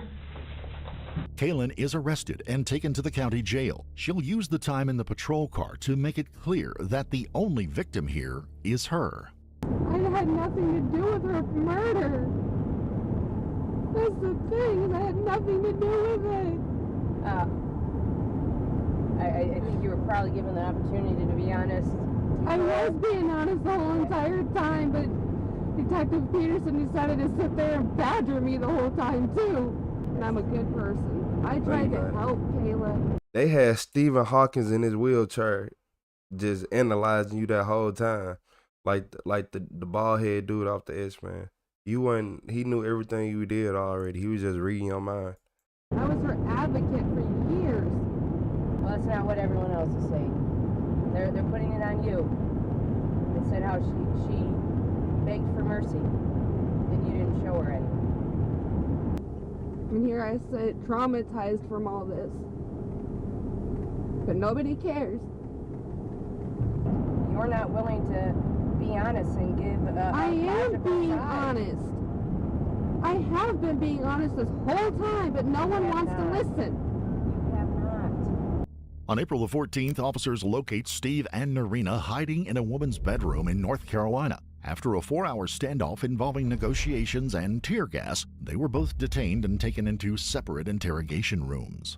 After 5 weeks of exhaustive police work, Stephen Bales is finally in custody. By the time he is interviewed, Narina has given a full confession. Stephen, however, remains unshaken. He's confident in the loyalty of his Reapers and his ability to outmaneuver the detectives. What follows is a sickening display of self-promotion and scapegoating. So, you know Kayla Sadowski?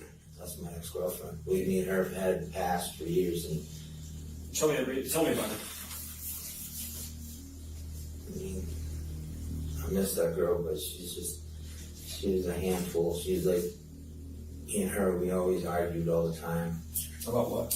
Just anything. Like, she'd get jealous if I'm talking to somebody. Like, if I'm talking to a cousin that's a female, she would think I'm cheating on her. And then she would threaten me, like, she was gonna kill me. She pulled a gun out on me and Brian about a few months ago. But then we found out it was fake. She said it was fake. But By Brian, you mean Brent? yeah, Brian. Brent Smith. She was always my queen bee. She was always, and all the girls' friends that I had, they already knew that that was my queen bee. So you really loved her? Yeah, I really did. And I still do. And Marina even knows that.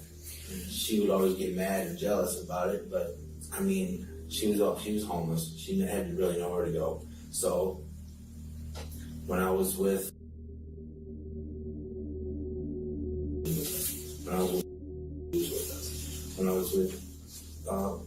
my wife, she was with us.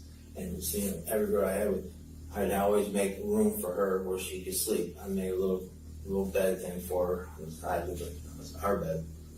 And or she would sleep out in the living room sometimes.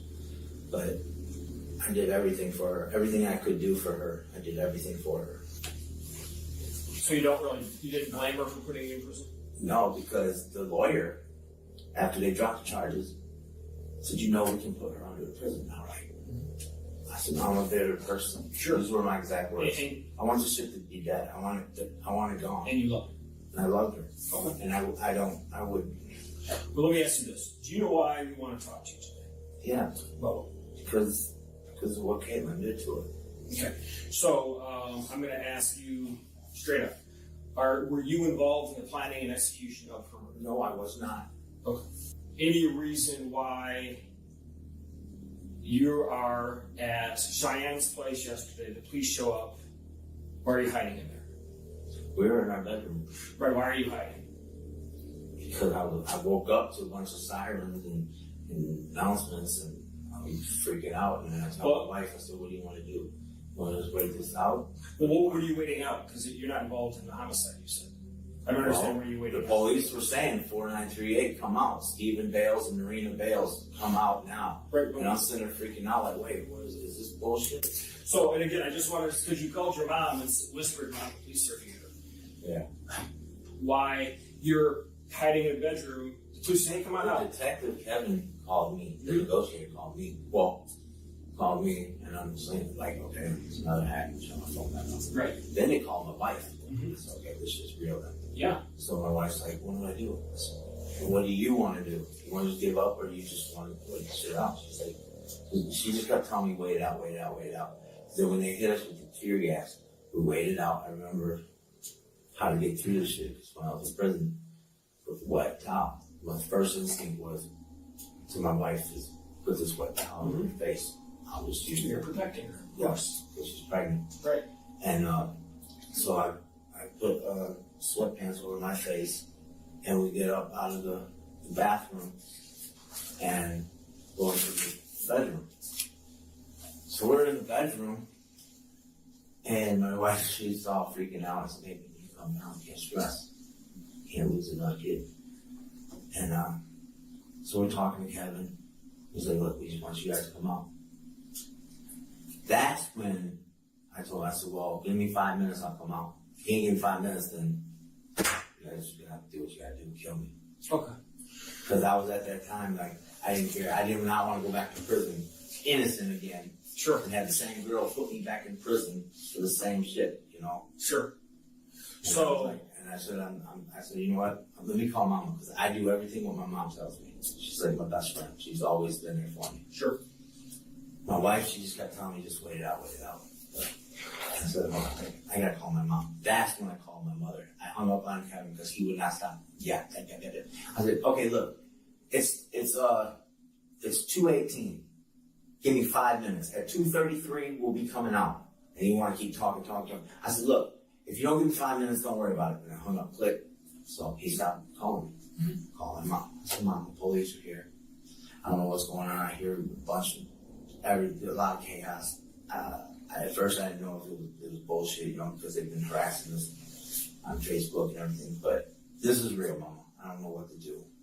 And she's like, please don't fight him. They're gonna kill you. Please don't fight him. I said, it's all right, Mom, I won't.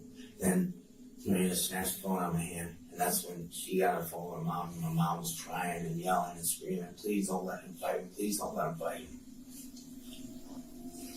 Okay. You're going through a lot right now.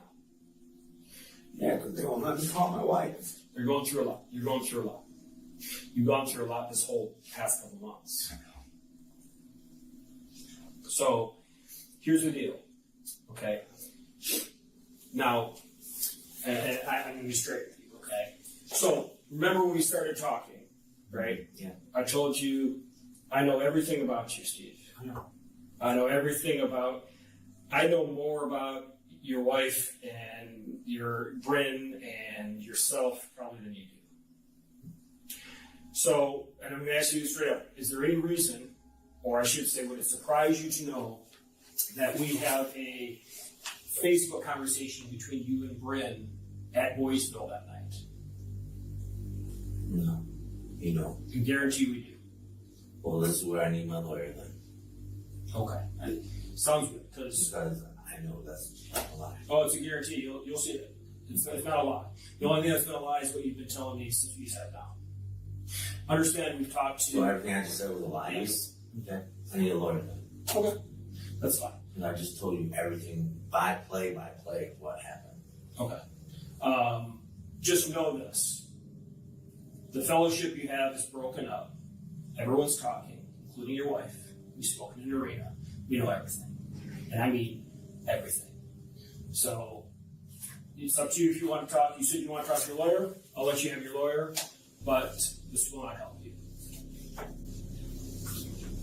Wish you the best, man.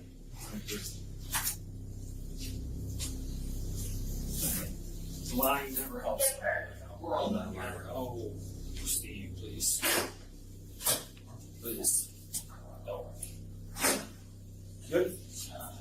Like Kaylin and Bryn, Stephen is going down with his lies intact, which leaves just one burning question. Who shot Kayla?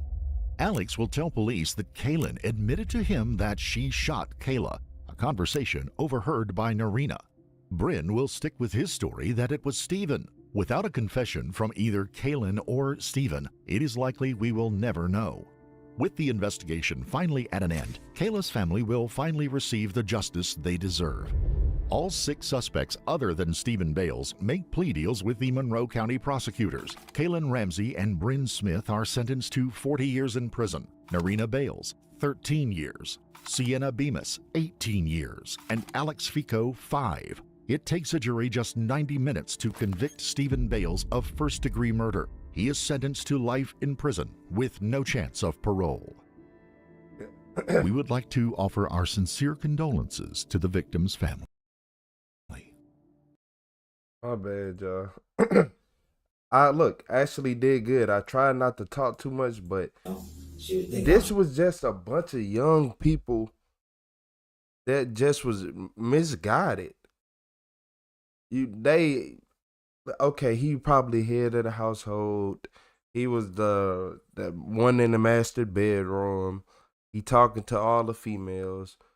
He probably, I don't trust people like him. They had like this little gang going on and doing all this little weird stuff. So they was really like a gang. They weren't just normal people. They were like a gang. But it's just mind blowing to see how people had your back and they just start turning on each other. And they was living 7 deep in a 1 bedroom.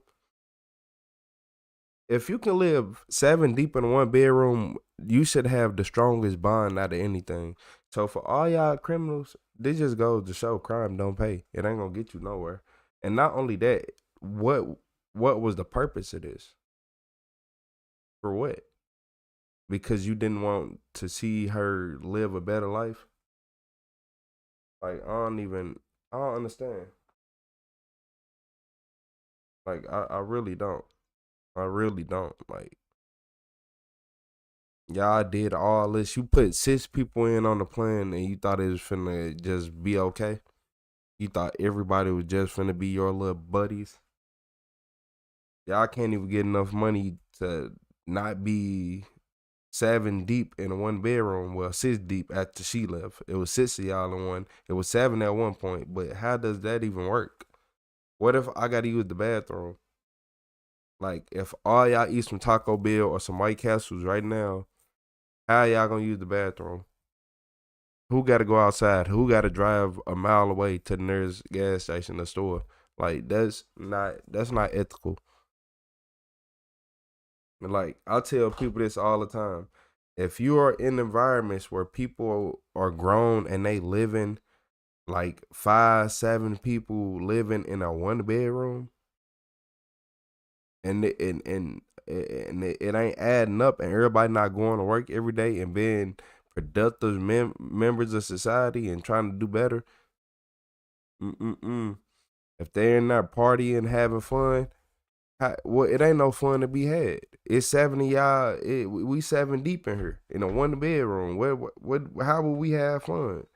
We don't need to have fun. We need to take this fun money and put on some rent money so we get a bigger place. Like, it couldn't have cost that much more to get a few extra more rooms. At least 7 people, you can get at least 3 bedrooms. You know? Because it looked like he had at least 2 or 3 people in one room with him. So that's about 4 in one room. Then this, I don't know, man. I don't know how they had it going. But I don't, all the line, like, she expected somebody like that look like this, that smoke weed all day, that lives in a 1 bedroom apartment with 6 other people to be able to edit a video. All right. What skills do you think he had? Like, can we go back to the beginning, y'all, so I can really get y'all nah, this not that far. We need to go. I need to see that house. I need to see the beginning of that house. Threw me off. Said yes, 7 people are living in a 1 bedroom. Like, how is 7 y'all even in here? See, looking on that one, bro. Where was that part at? I'm finding it. I'm finding it. And they supposedly in some type of game.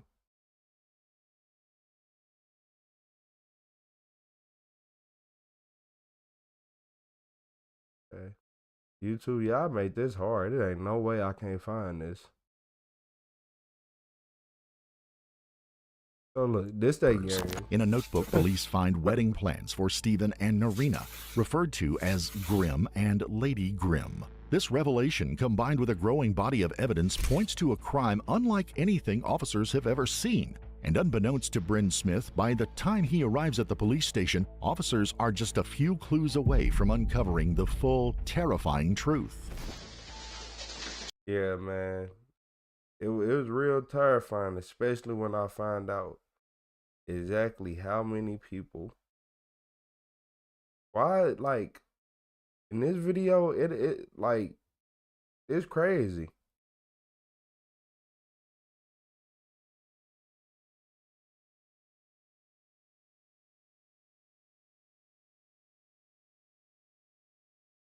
Oh, man, yeah, let me go. Is this Seen on the night of the murder.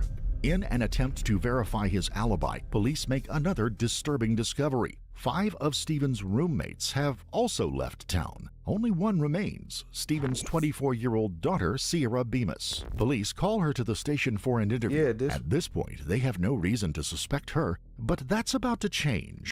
Like, when he said 5 of Stephen's roommates, I'm like, 5 roommates? Hold on. So do you know Kayla Sadowski? Yes. Okay. Tell me about Kayla. We used to hang out all the time, just chat, and then we stopped hanging out because she started hanging out with a bunch of dudes, and I wasn't trying to be involved with all that. Okay. Who is she? Yes. From the start, the interview has taken a bizarre turn. Police already know that for the past year, Sierra has been living with her father, Stephen, in his 1-bedroom apartment, along with 21-year-old Bryn Smith, 25-year-old Narina Cherry, 33-year-old Kaylin Ramsey, 28-year-old Alex Fico, and until January, 23-year-old Kayla. 7 people crammed into a single-bedroom apartment strikes the officers as unusual, but it is far from the most disturbing part of this living arrangement, as they will soon discover. Why did it bother you?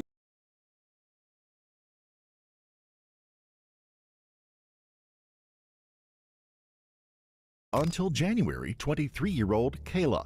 7 people crammed into a single-bedroom apartment strikes the officers as unusual.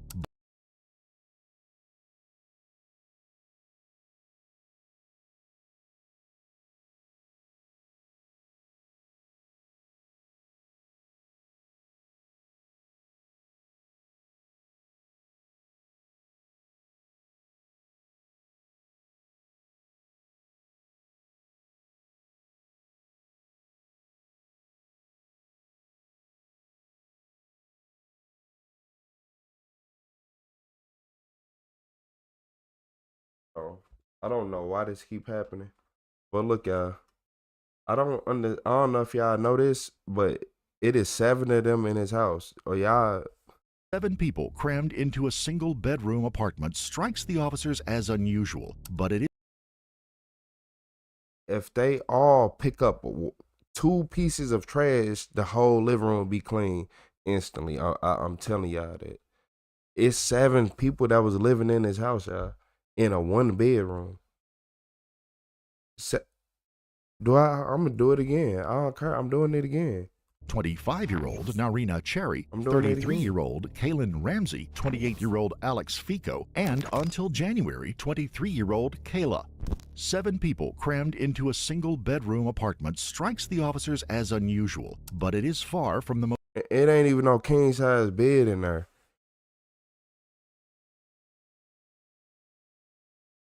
Yeah, man. Hey, man. Hey, if you know somebody and they living in this situation and they a good person, tell them get out of it. But they will be the target. Tell them get away from them people. Nobody in there.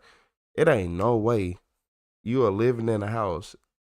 Y'all 7 deep. The house will look like this. Come on, man. No AC. Hey, y'all, it's 7 of y'all. How you ain't got no AC? Hit that like a subscribe button. No, I don't care. I told y'all. As soon as I seen that, everything went out the window. Y'all did that. Y'all sat around, smoked, did drugs, drunk. Ooh, have a good time. And this house look like this. This house look like this. All right. I would never be around y'all. I can smell it on you. I can smell people like them in public. I don't like that. And it ain't no way if it's 7 of y'all was taking proper showers in there. Don't care what nobody say. I know it smells and smusk and rust everywhere. Yeah, hit that like and subscribe. But yeah, I'm finna calm my nerves with a little chill video.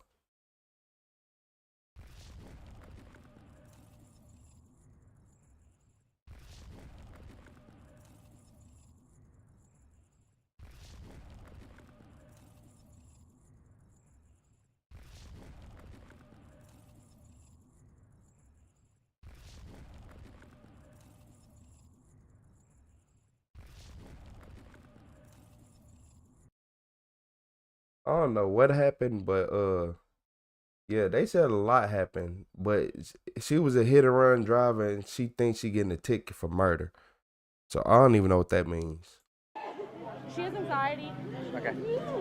Your sister? Yeah. Okay. No, What's your? she's okay. She's my best friend. I know. Bleeding out of her head, like, and then just usually make sure she was still alive. She was still breathing intensely, just trying to stay alive. So it wasn't great. I'm gonna need you to stay, sir. Okay. What's that? He's gonna stay. She's gonna die. She's going out.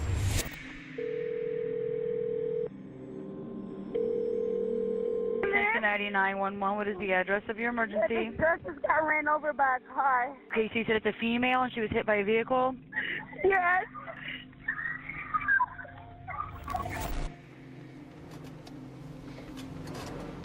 When, on the night of March 26, 2017, Cincinnati police responded to reports of a car crash with an unresponsive victim, they would unknowingly become part of a murder investigation. The victim, 18-year-old Maddie Hart, was found in the middle of the road, unresponsive and covered in injuries. She was rushed to the hospital. Witnesses and friends who were at the scene reported that a fight had broken out, which quickly escalated when one individual began using their car as a deadly weapon. Ladies, do you know her?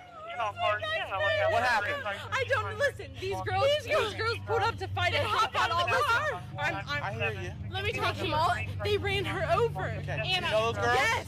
I know all their names. I can find out their address. Anna, they ran her over. Let me Who talk was driving to the them. car? No, it's okay. Relax. Have you seen your best friend ran over?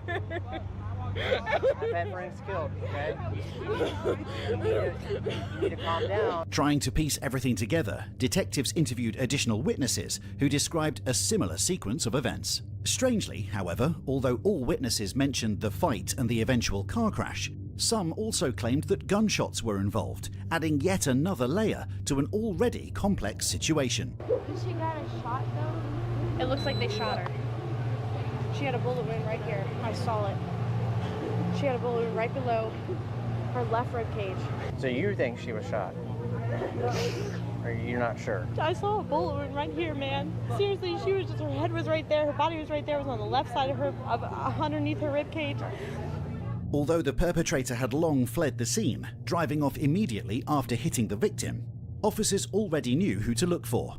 Friends of the victim not only knew who was involved in the fight, but also where they lived. Interestingly, before law enforcement began looking into possible suspects, the perpetrator, 20-year-old Brianna Benson, turned herself in after initially fleeing the scene. Approximately 6 hours after the hit-and-run crash, she was questioned at the Cincinnati Police Department. Do you have your driver's license with you? No, but they're not expired. I can give you everything. I have insurance and everything. And you were in the car also? I'm about insurance. Do you have your driver's license with you? She don't have a license, but she has an ID. But my license is not expired or nothing. Okay. And what does this exactly mean for me? Like, do you fill it out? Well, you're in the car, right? But would I be in any trouble, like if I didn't do anything?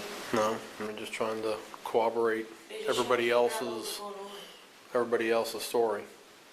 All right. I just need you to come back here and wait for, I think they said one of the investigators may be back here. They want to talk to you. I'll be with you in a minute. Can you help us? I am telling them the truth. It's nothing left though. At the time of this interrogation, the exact condition of 18-year-old Maddie Hart was still unknown. She was still battling the severe injuries sustained from the crash at the hospital, tragically passing away 4 days later. Oh, God damn it. You said your license is valid? Yes, and I have insurance. Through who? My insurance? Mm-hmm. It's still on mom, so I... Nissan Sentra, Yes. 4-door. Did you take pictures of the fingerprints? No, not yet. Oh, but did you see No. them? I saw a bunch of, like Like on the right side? mm-hmm, back by the back door? Yes. Yeah. Yeah, I saw that. What were you doing downtown tonight? My sister Maya's phone called me. So I answered it, and her friend, she had called me from my sister's phone, like, you need to get here now, your sister's getting jumped. And where were you at the time? I was at Jasmine's house. So I come there, go downtown. Strangely, Brianna Benson did not go into much detail about what happened when she arrived at Plum Street to pick up her younger sister, simply saying they were planning to head back home. This becomes even more unusual as Brianna showed up because earlier her younger sister Maya had been involved in a fight with another group, a group that included the victim, Maddie Hart. Witness statements and court documents revealed that most parties knew the fight was far from over and that it was just about to begin. I circled, if you look on the video on Post, I circled around like 3 times looking for her. So I finally find her. And Find Maya. Maya's friend's in Maya's driver's seat and Maya's in the passenger. Now I'm freaking out because she's not on our insurance. I'm like, Maya, why are you letting your friends drive your car and you're drunk? So by that time, I got mad, parked my car, cut my car off, got in her car, And I made them get in the back, and me and Jasmine hopped in the car. We was gonna drop everybody off. During that time, I hit a bed. I guess I ran into the girls. Brianna Benson describes the interaction with the other group in a coincidental tone, as if they were stopped on their way and not actively looking for them. Several CCTV recordings, however, proved otherwise, showing that she intentionally parked her car while seeking direct engagement with the other group. I know one of them was Anna for sure, because I know that is my sister's best friend. But and it was Anna's sister, and I don't know the other girl. That's the girl that...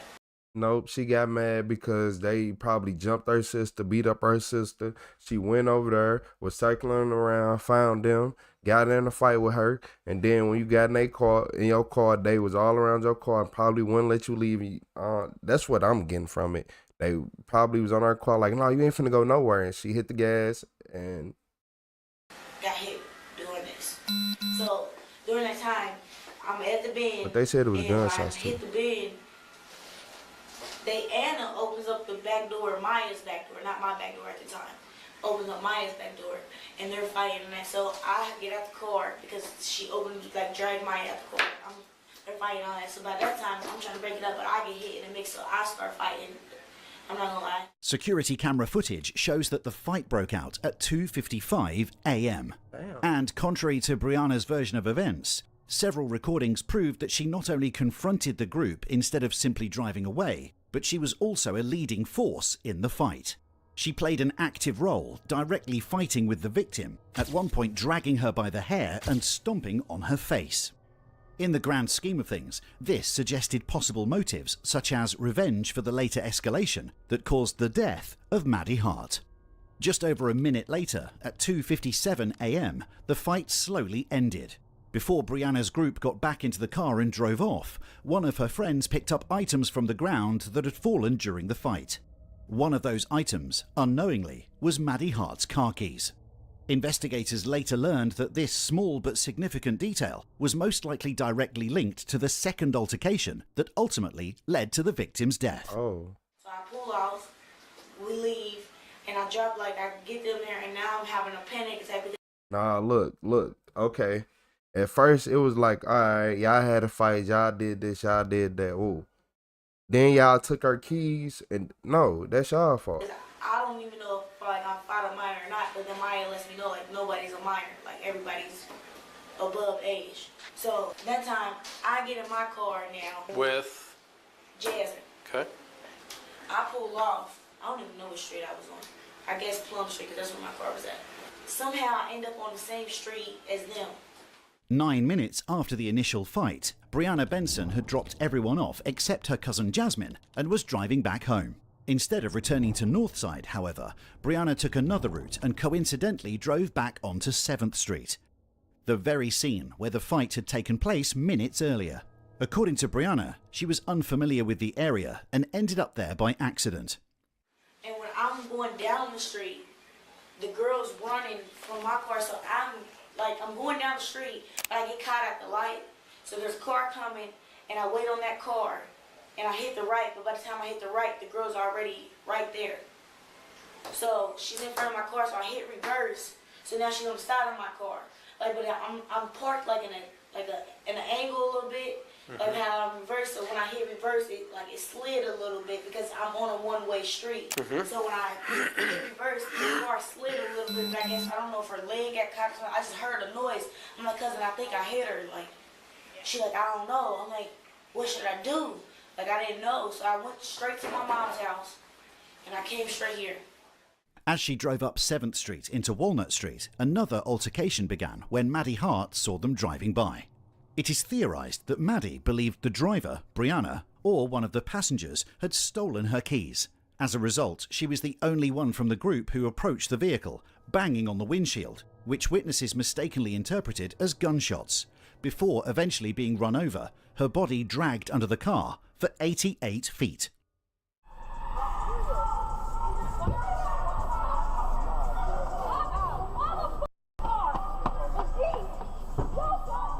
What you doing here?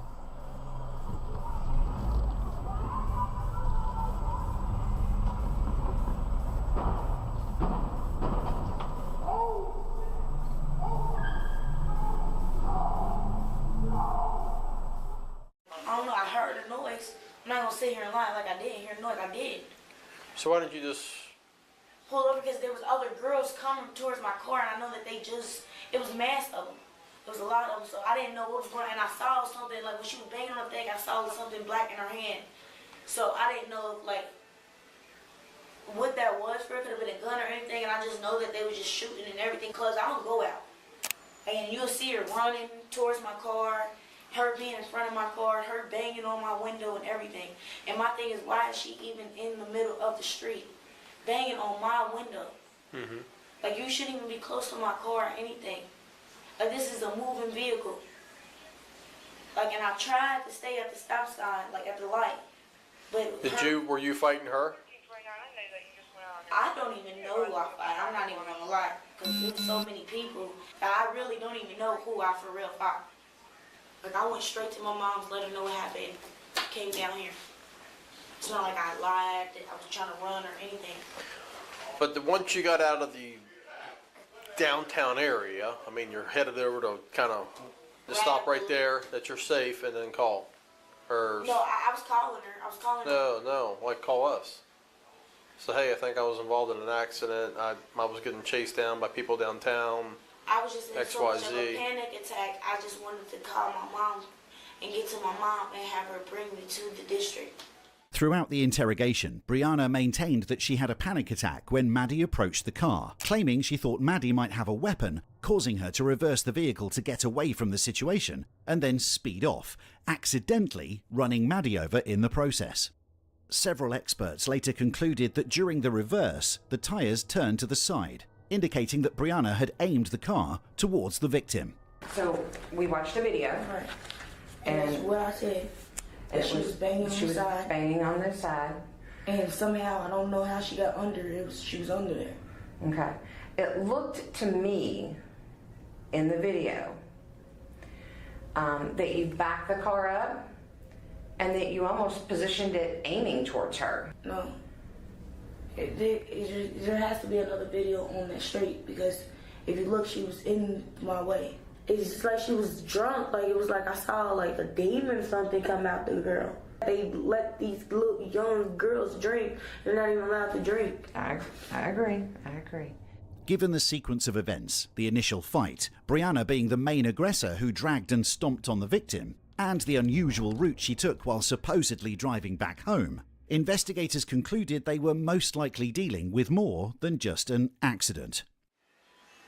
Now I can see if I pulled up on the sidewalk, but she was actually in the middle of the street.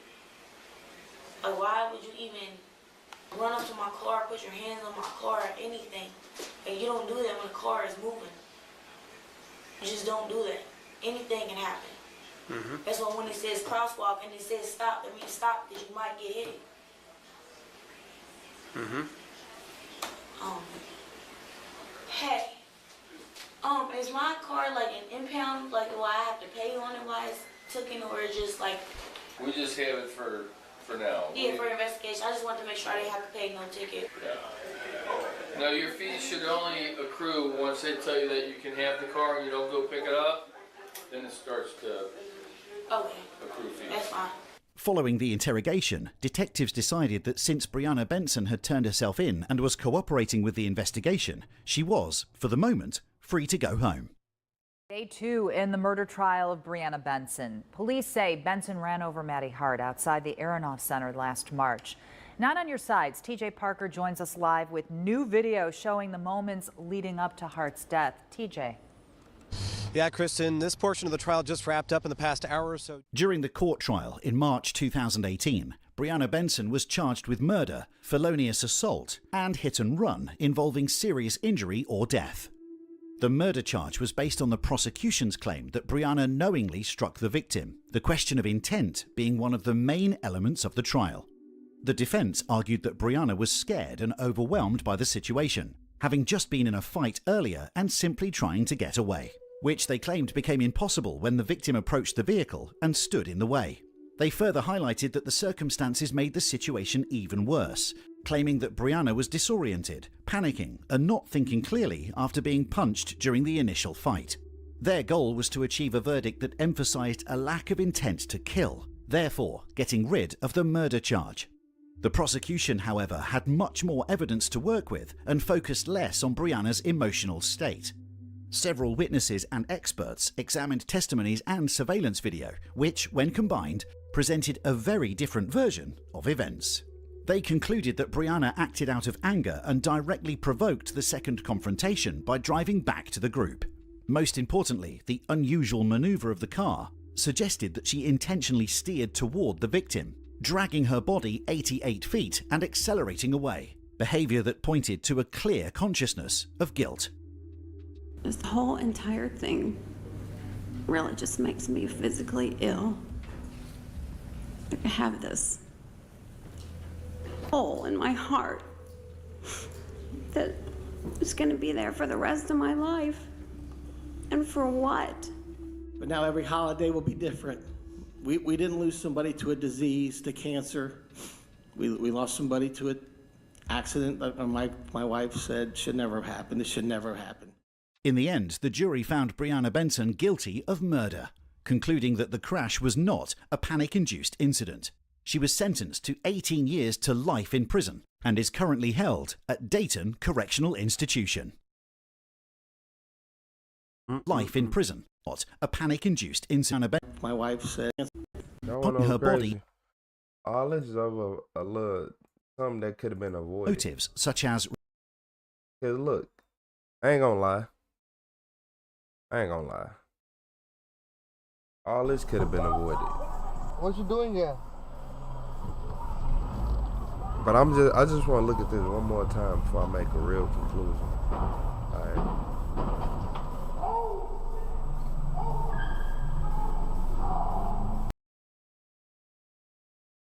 I can deal with the blur. I can see through it. No matter.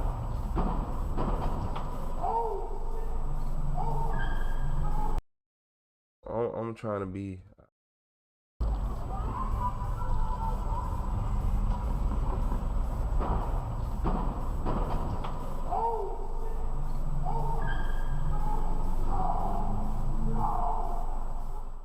don't know, I heard the noise. I'm not gonna sit here and lie like I didn't hear the noise. I did. So why didn't you just Pull over because there was other girls coming towards my car, and I know that it was mass of them.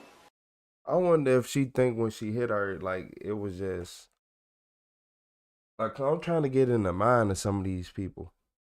You got anger in your body. I don't think she knew that she was under the car. Or I don't think she meant to hit her like that. But looking at that, I do think you meant to hit her.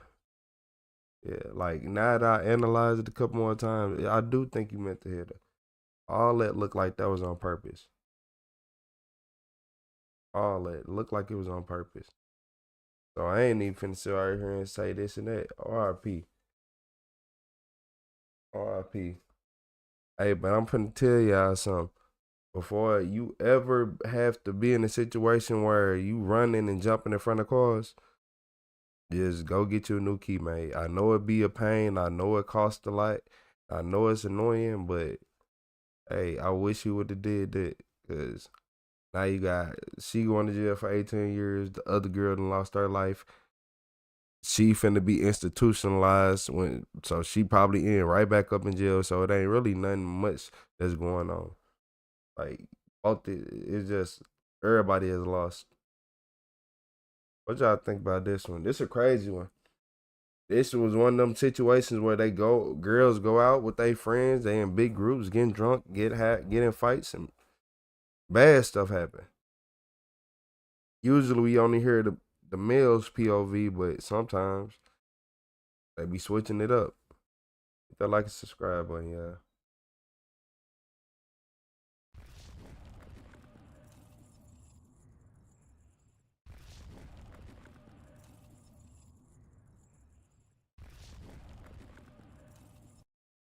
Alright, to go ahead and end our afternoon off good before we go live later. We got a Camaro evading a state troop in the slowest way possible. I don't know how that worked, but yeah.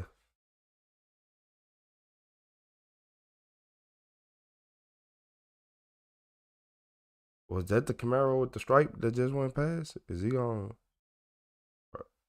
or not? And he got a cracked windshield. Yeah, you got a cracked windshield. I see that.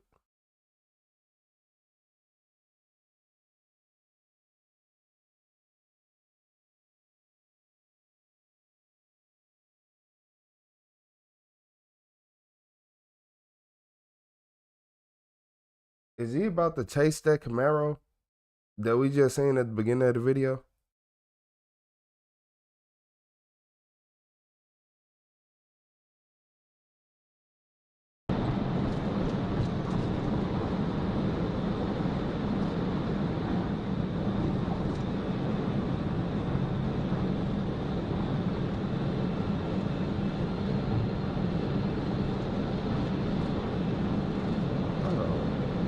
He better not be chasing that Camaro we just seen at the beginning of the video. I know that. The white one with the black stripe in the middle. It was literally right at the beginning. If your computer is that slow, man, if you don't go get an update, y'all be worried about, look, y'all be over here trying to pick people too much. Y'all technology getting the brunt of it, everything. Yeah, look, there goes Camaro right there.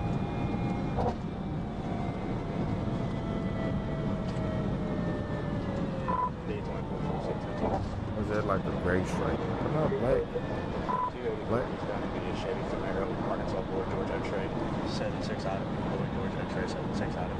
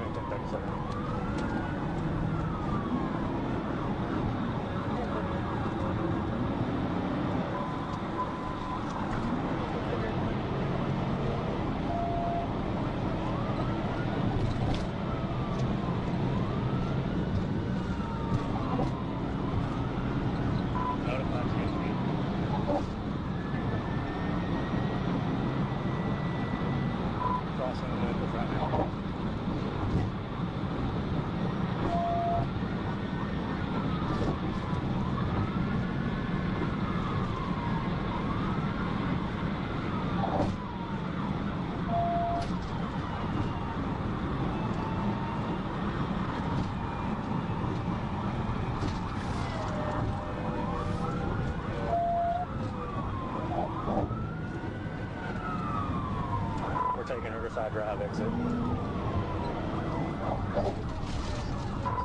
5 minutes to stay.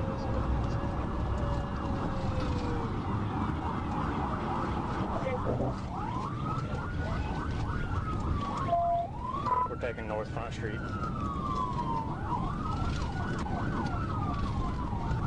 He cruising, I ain't gonna lie. This Camaro is cruising.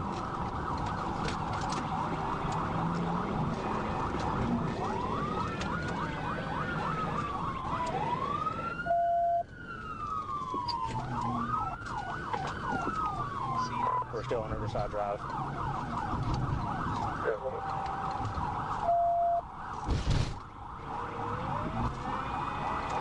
We're passing Court Avenue. I ain't gonna lie, this is a slow getaway.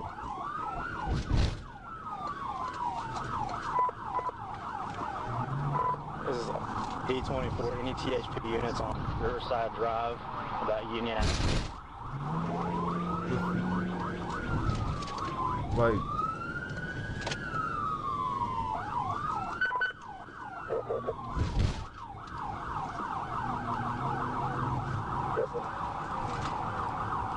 we're still on Riverside Drive, passing Beale Street. no, don't speed bumps hurt.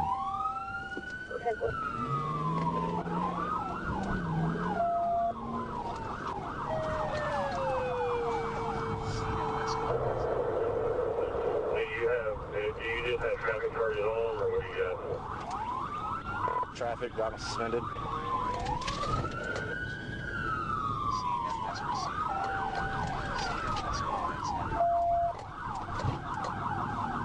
Hey, you got on at 1022 if you're across state lines in Tennessee. You in Tennessee? 1022 it. Turn them lights off. That man turned his lights off. He was in Tennessee. Mm-hmm. 10-4. Yeah, so look. 10-4. That's why the car wasn't speeding and the police weren't doing much. Because this was really like the last chance he had to pit him. Yeah, y'all better watch out for this though. Usually they'll pit you already. I'm surprised he ain't just go all out. He probably just didn't want to damage his car, or they told him quit messing the cars up. Cause I ain't gonna lie, that Camaro would have been in the dirt. If that was GSP, that boy had been in the dirt. It ain't no making it. I'd have seen them straight chase other Camaros like crazy to the county line. But they let him just lollygag. Taking North Front Street. But yeah, he really didn't do much right here because he didn't have jurisdiction to. He couldn't. Can't pit him. They in Tennessee. It's an Arkansas State Trooper. Oh look, that's ASP, my bad. That's an Arkansas State Trooper. So yeah, he ain't have no authority to go over here. But he was basically waiting on another police officer from around the area to see him and be like, oh yeah, you know, let's get him. But that ain't end up happening, so this Camaro got the getaways slowly. But he better know that if he come through there again, that they are on his bumper and they not gonna let him go nicely. He got a bounty on his head. I hope he might as well get that stripe. He might as well get a new car because he has a bounty on his head. And even still, I think they got his name because they said driving without a license. Well, with suspended license.